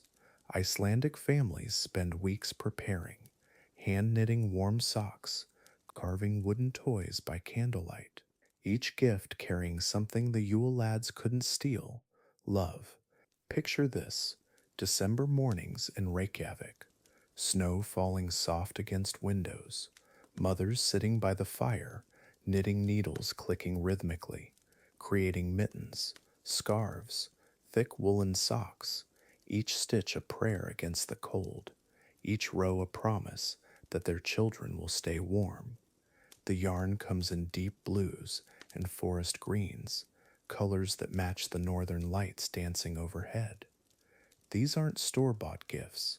These are hours of love wrapped around your fingers. Protection the Yule Lads never thought to steal, a mother's hands working magic. The fathers carve down in workshops that smell like pine shavings and leather oil, wooden horses with flowing manes, boats that will sail imaginary fjords, dolls with painted faces and cotton dresses, their rough hands moving careful and slow, creating something that will last longer than any plastic toy, something their grandchildren might hold someday. The wood comes from forests that have weathered countless winters, like the Icelandic people themselves, strong, enduring, beautiful in their simplicity, each toy carved with stories older than the Yule Lads themselves. Christmas Eve arrives with a flurry of ribbon and whispered secrets, red satin ribbons, gold paper that crinkles softly. But this isn't the frantic wrapping you might expect. This is careful, deliberate, each package wrapped with the same attention given to the gift inside. Children peek around corners, trying to catch glimpses. Parents smile and shoo them away. The anticipation builds like storm clouds over the Atlantic. Tonight, after 13 nights of pranks and tricks, the Yule Lads will leave their final gifts. The real treasures begin. Here's where it gets interesting. Each gift comes with a note, a whispered story about which Yule Lad visited that night. Stekkjastor left this for you. He noticed how kind you were to the sheep, or Gilgagor thinks you deserve something special since you kept the milk fresh all winter. The notes turn each present into a tiny fairy tale, a connection between the child and these ancient tricksters. Suddenly, the Yule Lads aren't just thieves and pranksters. They're watching, they care, they remember kindness and reward it. The unwrapping happens slowly, carefully, like a ritual. Small fingers working at tape and ribbon, parents watching with that particular smile reserved for Christmas morning. Each gift revealed brings gasps and giggles. The hand-knitted socks get pulled on immediately, even over pajamas. The wooden toys get examined from every angle. tested for balance and weight, but it's the notes that get read again and again. Children whispering the stories to themselves, wondering if the Yule Lads are still watching, still listening, still deciding who deserves gifts next year. Then comes the gratitude, not the forced thank you of typical gift exchanges, something deeper. Children understand somehow that these gifts represent months of work, hours stolen from sleep, love made tangible. They hug the knitted items close, breathe in the scent of wool and their mother's hands. They cradle the wooden toys like precious things, because that's exactly what they are: precious, irreplaceable, made by hands that know them, that love them. The Yule Lads might steal sausages, but they can't steal this feeling. The tradition spreads beyond immediate family. Grandparents arrive with their own carefully wrapped packages. Neighbors stop by with cookies and small gifts, each carrying their own Yule Lad stories. Bode Askaslaker would have loved these, they say, about the spoon-shaped cookies. The whole community becomes part of the magic. Street by street, house by house, everyone participating in this ancient dance between mischief and generosity, between taking and giving, between the wild darkness of winter and the warm light of human kindness. What strikes you about Icelandic gift giving is the patience, no rushing, no tearing through wrapping paper like it's in the way. Each moment savored, each gift appreciated fully before moving to the next. Maybe it's because they understand scarcity. 13 nights of things being taken away makes you appreciate what's given. Maybe it's because the gifts themselves took so long to create. Handmade things deserve handmade appreciation. Or maybe it's just that when winter nights last 20 hours, you learn to make moments stretch, to find magic in small things. And the Yule Lads become part of the thank you notes too. Children write letters, not to Santa, but to Stekkjastor and Glugagegir, to Thwarislakir and Pataskefil, thanking them for the gifts, promising to be kinder to animals, to share their food, to not slam doors. The letters get left on windowsills, tucked behind radiators, placed where mischievous trolls might find them. Because in Iceland, gratitude isn't just about saying thanks, it's about promising to be worthy of the gift, to earn next year's visit. Evening brings the final ritual. Families gather to share stories about each gift: where the wool came from for the mittens, which tree provided the wood for the toy boat. The history woven into every present gets told and retold. Children learn that their grandfather carved similar toys during his childhood, that their grandmother's mother taught her these same knitting patterns. Each gift becomes a link in a chain stretching back generations. The Yule Lads may be ancient, but so is this love, this care, this tradition of making beautiful things with your hands. The wrapping paper gets folded carefully, ribbons wound back into neat spools, nothing wasted. Because in Iceland, you learn to value everything. Even the packaging holds memory now. The crinkle of paper when it was first unfolded, the silk slide of ribbon between small fingers. These sounds become part of the Christmas story, part of the magic. Some families save the paper year after year, using it again, adding new memories to old ones. The Yule Lads might steal many things, but they can't steal memories, can't steal tradition. Night settles over Iceland like a familiar blanket. Children drift toward sleep, clutching new toys, wearing new socks, whispering new stories about ancient trolls who learned to give instead of just take. The gifts will last through winter, through spring. Some will last lifetimes, but the feeling that stays forever. The knowledge that you are loved enough for someone to spend months creating something just for you. that your community cares enough to keep old stories alive, that magic exists in the space between giving and receiving. As the 13th night of Christmas fades into memory, the Yule Lads pack up their tricks and head home to the mountains. But they leave something behind. More than just gifts. They leave the understanding that even mischief can serve love, even theft can teach generosity, even ancient trolls can become part of a family's Christmas story. The gifts will be unwrapped, the cookies eaten, the songs forgotten, but the gratitude that echoes through generations, soft as falling snow, warm as candlelight, lasting as the northern lights dancing overhead. Sleep well, Iceland. Chapter 11, Sounds of Silence, an Icelandic Christmas Eve. Picture this, December 24th, Reykjavik. The sun set hours ago, won't rise again until late morning. Snow muffles every sound, no cars honking, no holiday parties blasting music, just silence. The kind of quiet that feels sacred. This is Iceland's Christmas Eve. Not loud, not chaotic, peaceful, expectant. And in that silence, something magical happens. You can actually hear Christmas approaching, one footstep at a time. It's nearly 9 p.m. when the hush really settles in. Streets empty, windows glow warm yellow from inside, families gathered close, but speaking in whispers. This isn't about being quiet for the neighbors. This is tradition, ancient tradition.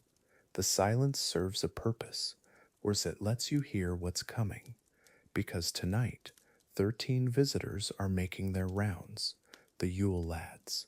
And if you listen carefully, really carefully, you might catch the crunch of their footsteps in the snow.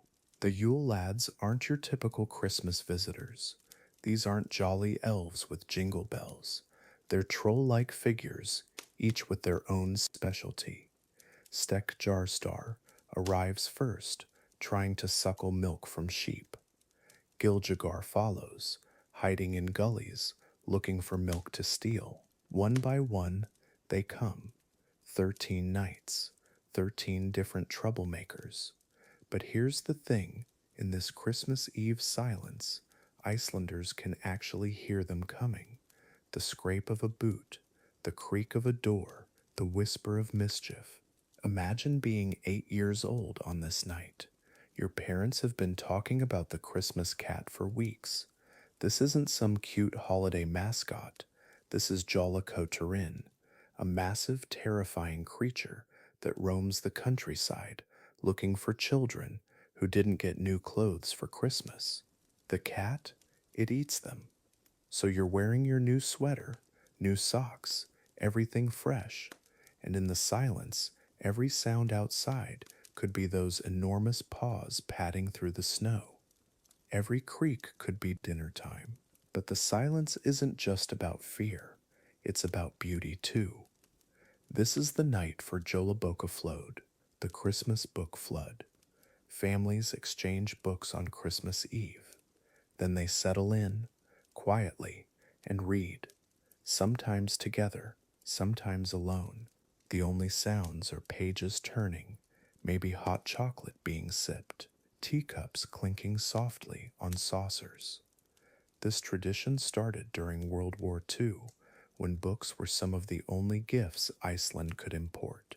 Now it's become something sacred, reading in the peaceful quiet. The new clothes tradition runs deeper than just avoiding the Christmas cat. It's about renewal. Starting fresh. On Christmas Eve, everyone puts on something new, even if it's just new underwear, even if it's just new socks. The ritual matters. You dress carefully in the silence, check the mirror, make sure everything's in place, because tonight, appearance matters. Tonight, what you wear could literally save your life. The Christmas cat is watching. The Christmas cat is hungry. The Christmas cat has standards. Around 10 p.m., the silence gets even deeper. It's like the whole country collectively holds its breath. Children pressed against windows, watching for shadows. Parents checking locks one more time. Not because they're truly afraid, but because tradition demands respect. The Yule Lads are out there somewhere. Maybe Thvorisleikir is licking spoons clean in someone's kitchen. Maybe Herdisclear is slamming doors just to startle people. In the quiet, these possibilities feel real. They feel immediate. They feel magical. The contrast hits you when you think about Christmas Eve anywhere else. Times Square is probably chaos right now. London's Boxing Day prep is in full swing, but here in Iceland, stillness, profound stillness. You can hear snow landing on rooftops. You can hear your own heartbeat. This silence isn't empty, it's full, full of anticipation, full of history, full of stories that have been whispered for centuries, stories of trolls and cats and 13 nights of careful listening. In living rooms across Iceland, grandparents are telling the old stories again, their voices barely above whispers, kids leaning in close to catch every word. This is how you learn about Grýla, the Yule Lad's mother, how she collects naughty children in her enormous sack, how she has 15 tails and feet turned backward. The stories sound scarier in the silence, more real, more immediate, because outside, the wind is picking up, and in that wind, maybe you can hear something else, something approaching. The Christmas books are being opened now, fresh paper, crisp pages. Some families read the same book every year, maybe the Icelandic translation of A Christmas Carol, or something by Halldór Laxness. Others try something new, but they all read quietly, voices low, respectful of the night, because this silence isn't just about hearing the Yule Lads, it's about creating space. Space for stories, space for family, space for the kind of Christmas magic that only happens when you slow down enough to notice it. Midnight approaches, the deepest part of the silence. This is when Stekkjarstor, the first Yule Lad, is most active, but also when the Christmas cat prowls most hungrily. Children touch their new clothes again, just to be sure. Parents check that gifts are properly hidden.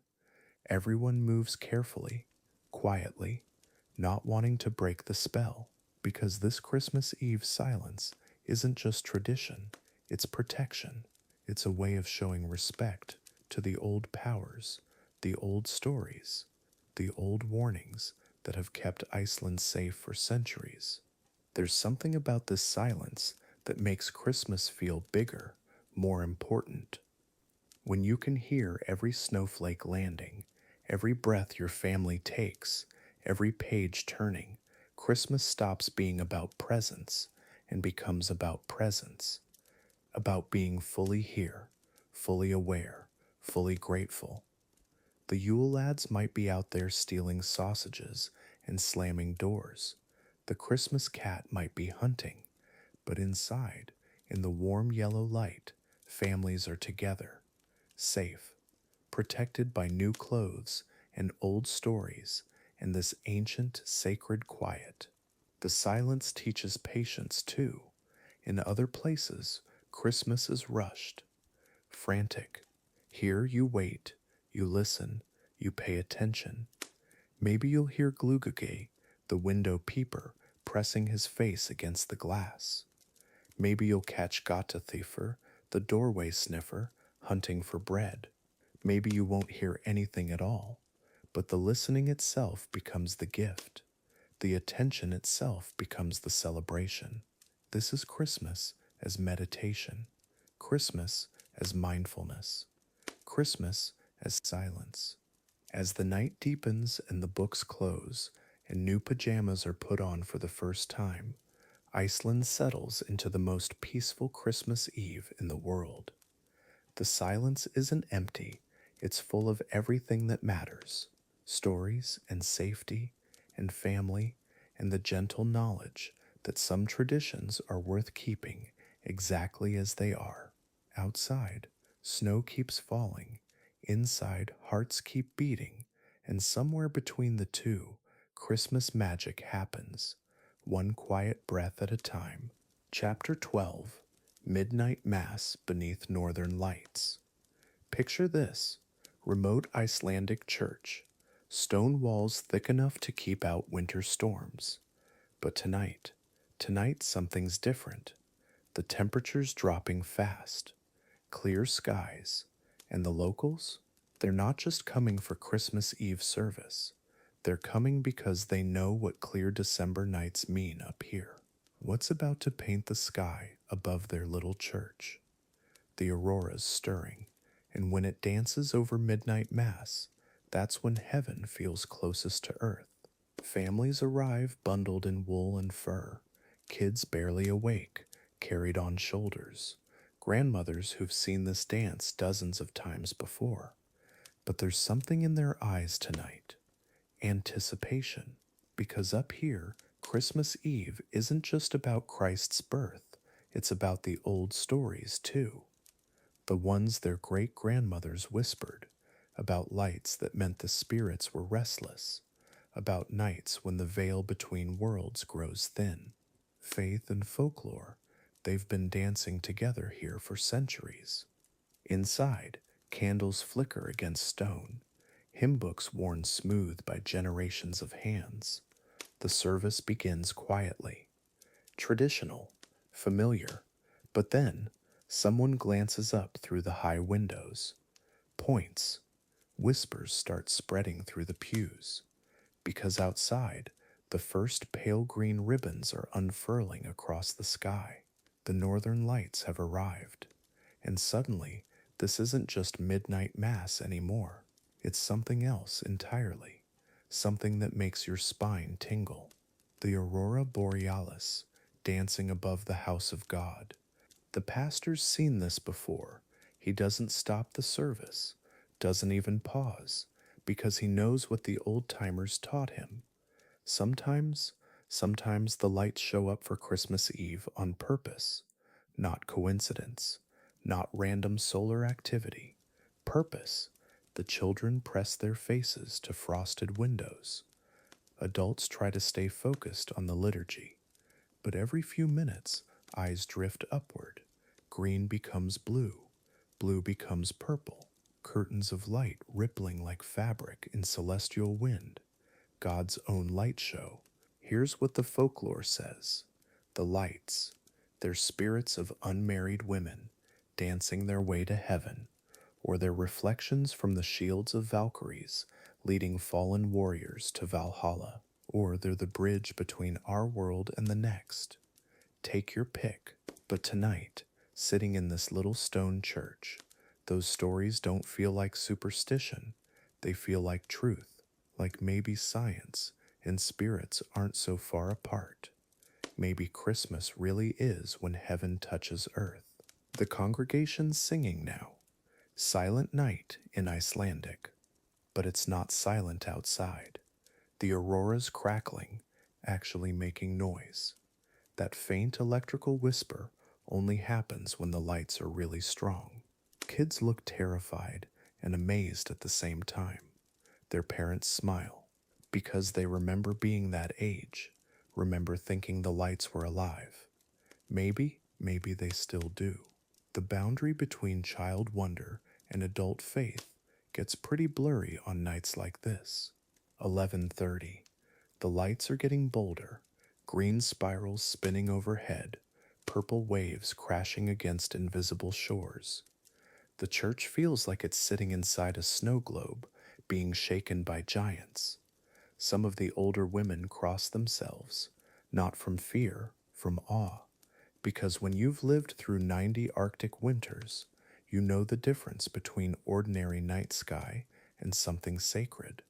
Tonight feels sacred, like the aurora showed up to witness Christmas being born. The pastor's reading from Luke now. And there were shepherds living out in the fields nearby.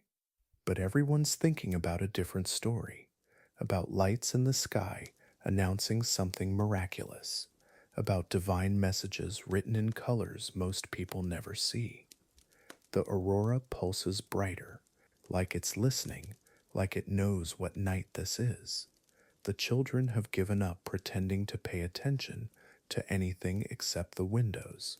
Even the adults are stealing glances. Heaven's putting on a show. 11:55. The lights are directly overhead now, not drifting across the horizon like usual, centered like a cosmic spotlight hitting their little church. The temperature inside has dropped, not from cold, from something else. That electric feeling you get before lightning strikes. Except this is gentler, more like standing in a cathedral made of starlight. The congregation's gone completely quiet. Even the babies have stopped fussing. Everyone's watching the sky paint itself in impossible colors. Midnight, Christmas Day arrives, and the aurora explodes. Not literally, but the colors surge so bright they light up the inside of the church. Green fire dancing across stone walls, purple shadows flickering over faces. For 30 seconds, maybe a minute, it's like sitting inside the northern lights themselves. The pastor whispers, "Christ is born," but his voice is lost in collective gasps, because everyone's thinking the same thing. The sky is celebrating. Heaven itself is announcing Christmas. And then, quiet jubilation. Not the shouting kind, the breathless kind. The kind where you're too amazed to make noise. Children reach for their parents' hands. Adults wipe their eyes. Nobody's embarrassed about crying, because what they just witnessed, that wasn't just aurora activity, that was something bigger, something that makes you remember why humans started believing in magic in the first place. The lights are still dancing, gentler now, like they're settling down after their Christmas performance. The service continues, but everything's different now. Voices sound softer, colors look deeper, even the stone walls feel warmer. People keep glancing up through the windows. The aurora's still there, still moving, but calmer, like it delivered its message, and now it's just keeping watch, protecting, blessing, making sure Christmas morning starts right.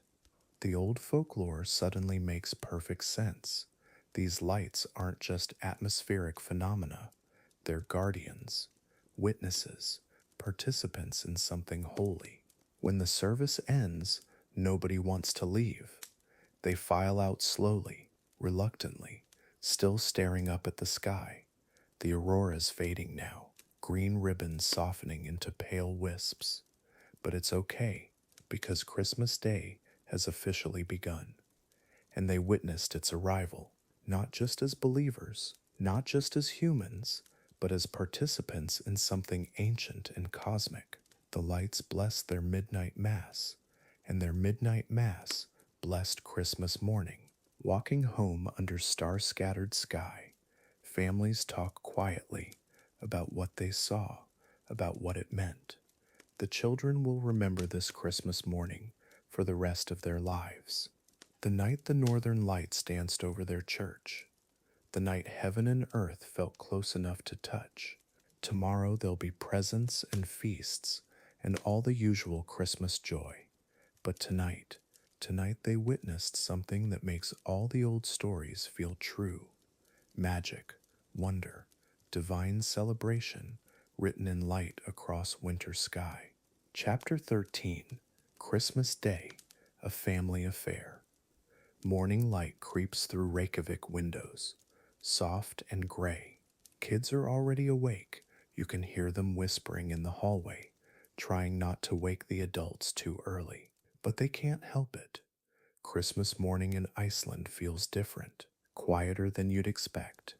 No frantic rush, no chaos, just this gentle excitement humming through houses across the country. The Yule Lads have finished their visits. Now it's time for families to come together. 7 in the morning, maybe 8. Icelandic families don't rush Christmas morning. They let it unfold slowly, naturally. Parents shuffle to the kitchen, still in their pajamas. Coffee starts brewing, that rich, dark smell mixing with something else. Hangikjöt, smoked lamb, been cooking low and slow since yesterday. This is the Christmas breakfast that matters. Not just food, it's tradition stretching back generations. Comfort that seeps into your bones on these long, dark December mornings when the sun barely shows up. Living rooms across Iceland look the same right now. Presents piled under small trees. Nothing excessive. Thoughtful gifts wrapped simply. Books are popular. Always books. Woolen sweaters. Lopapesa, knitted by grandmothers. Maybe some chocolate. A new pair of warm socks. It's not about the quantity. It's about the care. The time spent choosing something meaningful. Kids sit cross-legged on carpets, tearing paper carefully, saving the ribbons. Even the unwrapping happens at this relaxed, unhurried pace. Breakfast happens around 10, the whole family gathered around one table. Hangikjöt sliced thin, potatoes with caramelized sugar, that sweet savory thing that shouldn't work, but absolutely does. Rye bread, dark and dense, and leaf bread, lafa brauð, those intricate patterns cut by hand. Grandmothers teaching grandchildren how to make the perfect design. Each family has their own style, their own patterns passed down. It's edible art, delicate as snowflakes, crispy and warm, and somehow peaceful, just peaceful. After breakfast, the pace slows even more. If that's possible, families settle into that post meal contentment. Kids play quietly with new books or games. Adults linger over coffee, talking softly, laughing occasionally. No television blaring, no rushing to the next activity, just presence, being together in the same room. The winter light outside is dim and blue. Inside, everything feels warm and golden, like the whole country is wrapped in a soft blanket. Taking a collective deep breath, midday arrives gently. Some families take walks if the weather cooperates. But honestly, December in Iceland means it's probably snowing, or sleeting, or just gray. So most people stay inside, cozy up. Maybe someone starts a fire, the crackling sound mixing with quiet conversation. Kids might nap on the couch, exhausted from the early morning excitement. Adults read their new books, drink more coffee, or maybe hot chocolate. Time moves differently today, slower, like it's been diluted with honey. Afternoon brings extended family. Grandparents arrive, aunts and uncles, cousins, but it's not chaotic. Icelandic gatherings have this natural rhythm, people arriving gradually, settling in, adding their voices to the gentle hum of conversation. More coffee gets made, plates of cookies appear, small cakes, nothing fancy, just good food shared among people who care about each other. Generations sitting together, stories getting told, old ones and new ones, the kind of stories that only come out on days like this. Someone might bring out a guitar. Singing happens naturally in Iceland. Christmas songs, sure, but also old folk songs, hymns, voices blending in that effortless way that comes from singing together since childhood. Harmonies that don't need to be planned, they just happen. Kids join in on the songs they know, hum along to the ones they don't. It's not a performance, it's just family, voices mixing with the wind outside, creating this bubble of warmth and sound and belonging. Evening approaches early. By 3 o'clock, it's already getting dark, but nobody minds. The darkness outside makes the inside feel even cozier. Candles get lit, not because they're needed for light, just because they feel right. that soft, flickering glow on faces, making everything look gentler, softer. Dinner preparation starts slowly, nothing rushed. Hands working together in the kitchen, peeling vegetables, stirring pots, the same recipes their mothers and grandmothers used. Comfort food for a comfortable day. Christmas dinner in Iceland is substantial, but not overwhelming. Prosciumgin, maybe. That's traditional. Or lamb. Root vegetables roasted until they're sweet and tender. Gravy made from drippings. Simple flavors done really, really well. No exotic ingredients. No complicated techniques. Just good food prepared with care. The table set with the nice dishes that only come out a few times a year. Everyone taking their time, savoring each bite. Conversation flowing as naturally as breathing. After dinner, nobody rushes to clear the table. Dishes can wait. This is time for sitting back, feeling that deep satisfaction that comes from good food and good company. Kids might be getting sleepy, curled up on grandpa's lap, or sprawled on the floor with new coloring books. Adults settle deeper into their chairs. Wine might appear, or Brennivin, that caraway flavored schnapps that tastes like liquid Christmas somehow. Small glasses, sipped slowly, just enough to add to the warm, drowsy feeling. Stories start flowing now. The good ones. Family legends. Who did what when? Embarrassing childhood moments that become funnier with time. Old relatives who aren't here anymore but live on in these stories. Kids listening with wide eyes to tales they've heard before but never tire of, each telling slightly different, details added or changed. That's how family stories work. They grow and shift and become something richer with each retelling. Living history passed down through voices and laughter. The evening winds down naturally. No official ending. People just gradually get quieter, more thoughtful.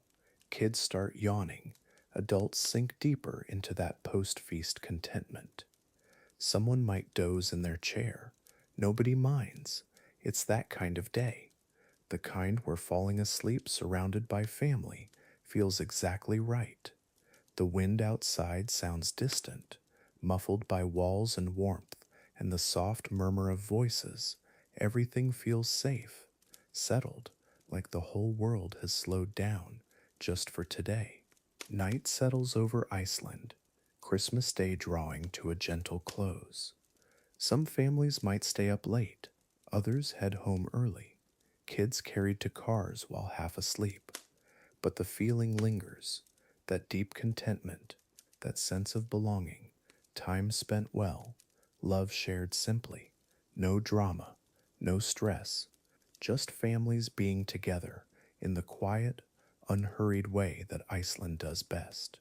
Tomorrow will bring normal routines, but today was perfect, soft and warm, and exactly what Christmas should feel like. Chapter 14, Farewell to the Yule Lads. January 6th, 13th night is over. The last gift has been left, and now they're going home, one by one, back to the mountains where they came from. This part always gets me a little melancholy. You know, these 13 mischievous trolls who've been terrorizing and delighting Iceland for weeks, they just pack up and leave. But here's the thing about goodbyes in Icelandic tradition. They're never really final. There's always next year, always another December waiting. It starts with Stekkjastor, the sheep warrior, January 7th. He's the first to head back up those rocky slopes. Kids wake up to check their windowsills. Nothing. No little wooden shoe gifts. No stolen leg of lamb from the kitchen. Just empty space where his presence used to be. And that's when it really hits them. Christmas is over. The magic is packing up. One troll at a time, the holiday season is literally walking away, back to wherever mythical creatures spend their off months. January 8th, Giljagar disappears. the guy who hid in cowsheds stealing milk foam. Then Stuffer on the 9th, short and stubby, always scraping out pans for leftover food. Each morning brings another empty windowsill, another Yule Lad who's decided his work here is done, and you can imagine how the kids feel, right? It's like losing 13 favorite uncles all at once. These troublemakers who've been part of their daily routine for weeks, just gone, heading home to their mountain caves and whatever trolls do in the off-season. The thing is, each departure has its own personality, just like their arrivals did. The forest lake here leaves quietly on January 10th. The spoon licker probably sneaks out after one last raid on the kitchen utensils. But Potaskafil, the pot scraper, he makes noise on the 11th, clattering around, trying to get every last bit of food residue before he goes. And Askaslakir, the bowl licker, takes his time on January 12th, savoring every moment, every last lick of whatever bowls he can find. They leave like they lived, true to character until the end. Picture this mountain journey.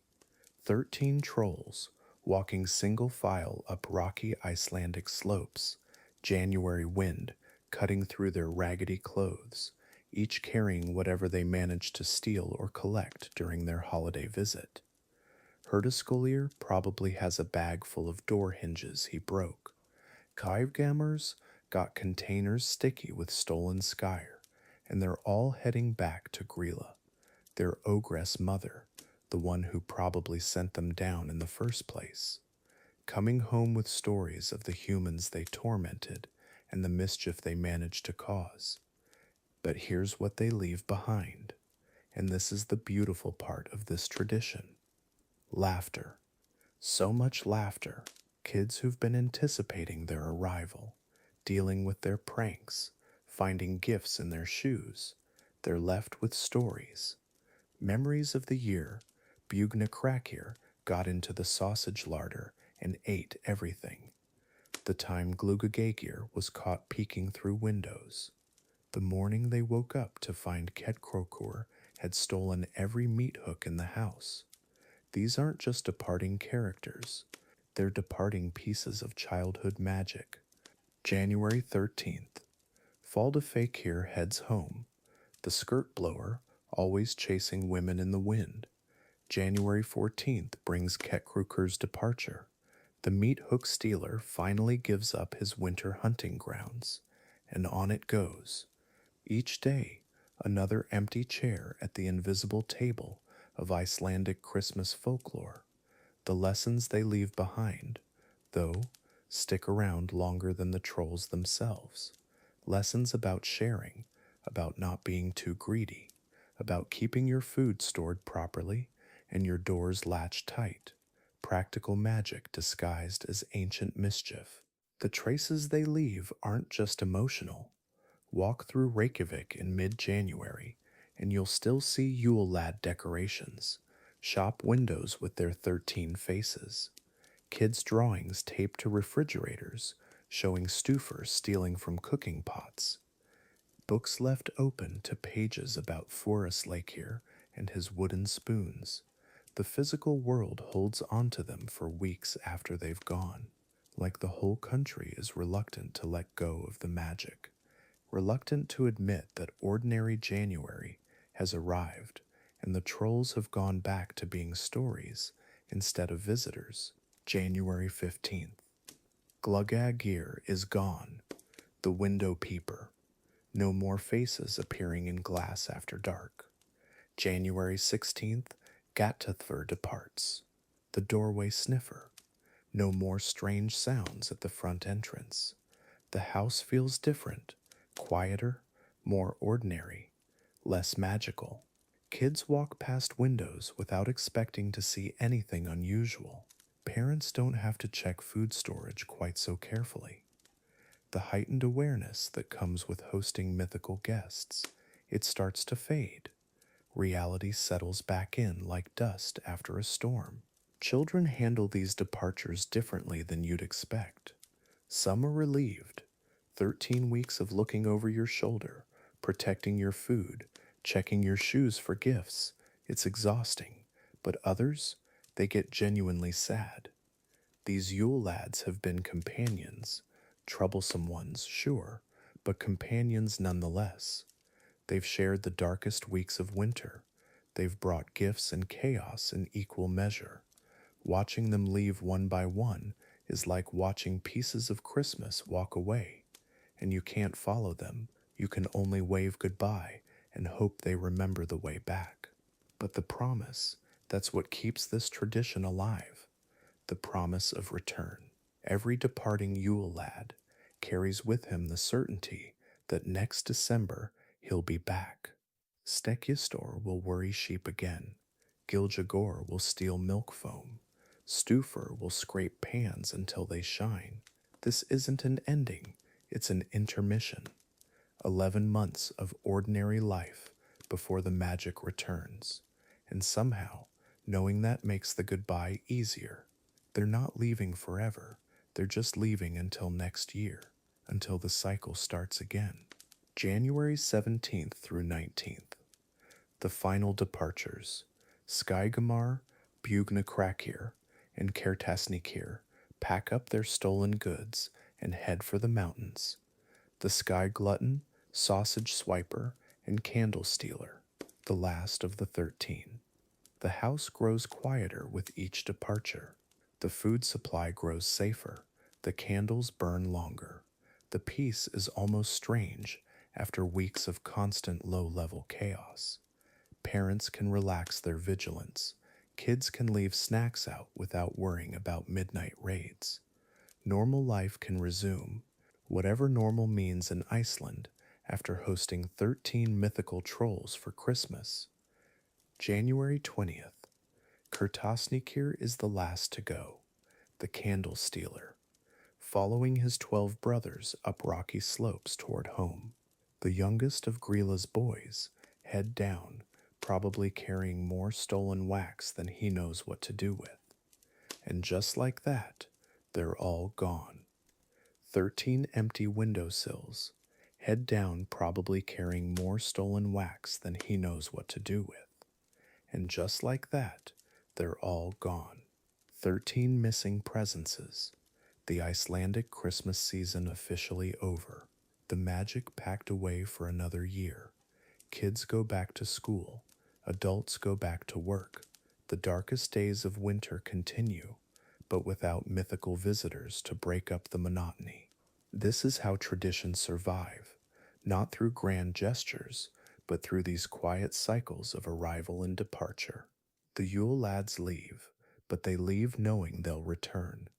Kids grow up, but they grow up planning to tell these same stories to their own children.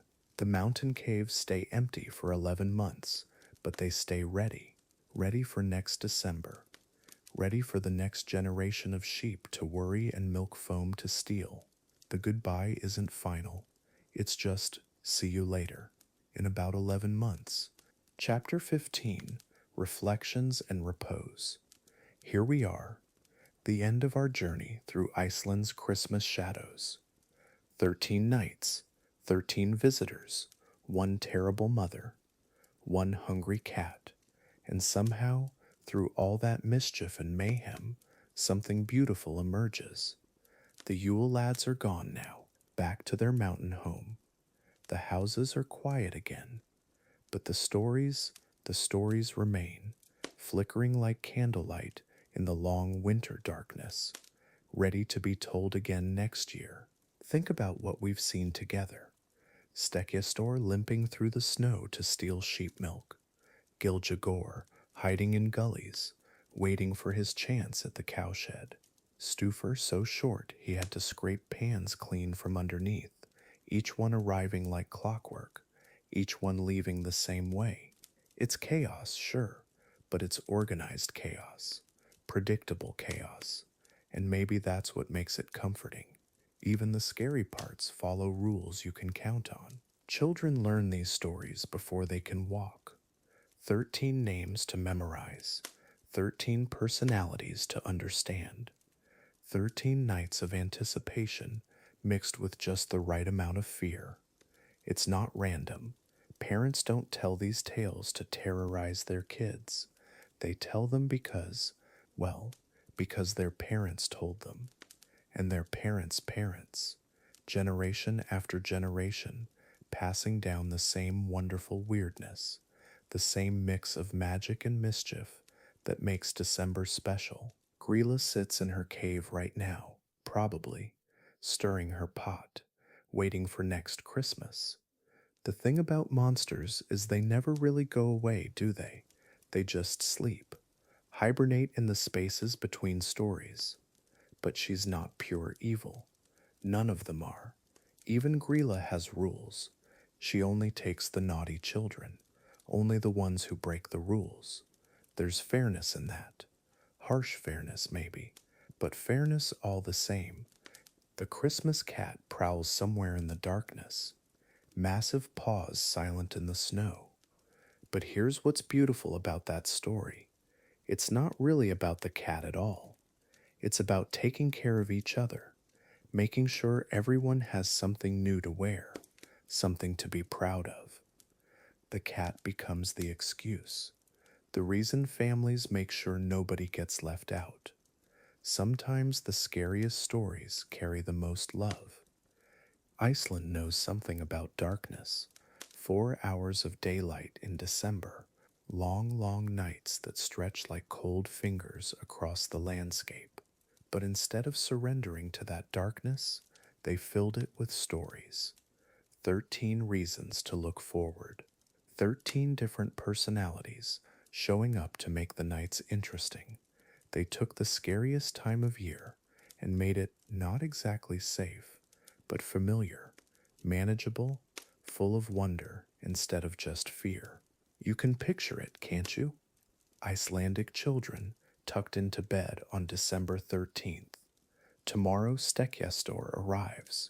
First of 13 visitors, the countdown begins. Not to Christmas morning, like other kids around the world, to something older, stranger, more complicated. They're not just waiting for presents, they're participating in something ancient, something that connects them to every Icelandic child who ever lay in bed listening for footsteps on the roof. These aren't Disney characters. The Yule Lads don't sing cheerful songs or teach moral lessons. They steal your food, break your stuff, keep you awake with their noise. But somehow that makes them more real, more honest. Christmas is complicated, isn't it? Joy mixed with stress, giving mixed with wanting, love mixed with obligation. The Yule Lads capture all of that, the messy, imperfect reality of the season, and they make it okay to admit that Christmas isn't always perfect. Imagine being part of something this old, this unbroken. Your great great grandmother knew these same stories, feared the same cat, counted down the same 13 nights. That's continuity most people never experience. Most traditions fade, get forgotten, replaced by something newer, shinier. But not this, not the Yule Lads. They've survived everything. Wars, modernization, globalization. They're still here, still showing up every December, still making children count the days. There's something deeply human about creating monsters we can manage. Grýla and her sons aren't random forces of chaos. They follow patterns, keep schedules, respond to good behavior with gifts and bad behavior with consequences. In a world that often feels unpredictable, that's incredibly comforting. These stories give children power, the power to influence their fate. Be good, get treats. Simple, clear, fair. The kind of fairness real life doesn't always provide. The beauty is in the details, isn't it? Each Yule Lad has his specialty, his particular obsession. Aska Slakir doesn't just steal food, he steals bowls, specifically bowls. Her Taskalier doesn't just make noise, he slams doors. This specificity makes them memorable, real. You can't mix them up. Each one occupies his own space in the mythology, his own night on the calendar, his own particular form of mischief. 13 individuals, not just 13 copies of the same idea. And now, as our story ends, you know them too. Stekiastor and his wobbly legs, Gilgagor hiding in his gully, little Stuffer scraping pans, all 13 of them. You're part of the tradition now, part of the long chain of people who've heard these names, learned these stories, felt that mix of excitement and nervousness when December 13th rolls around. That's how folklore survives. One listener at a time, one story at a time. So as you drift off to sleep tonight, remember what Iceland teaches us, that the darkness doesn't have to be empty, that winter doesn't have to be just waiting for spring, that scary stories can be comfort stories, that tradition doesn't require perfection, just persistence, and that sometimes the best gifts come from the most unlikely sources, even troll brothers who steal your sausages, even monsters who follow rules, even cats who care about fashion.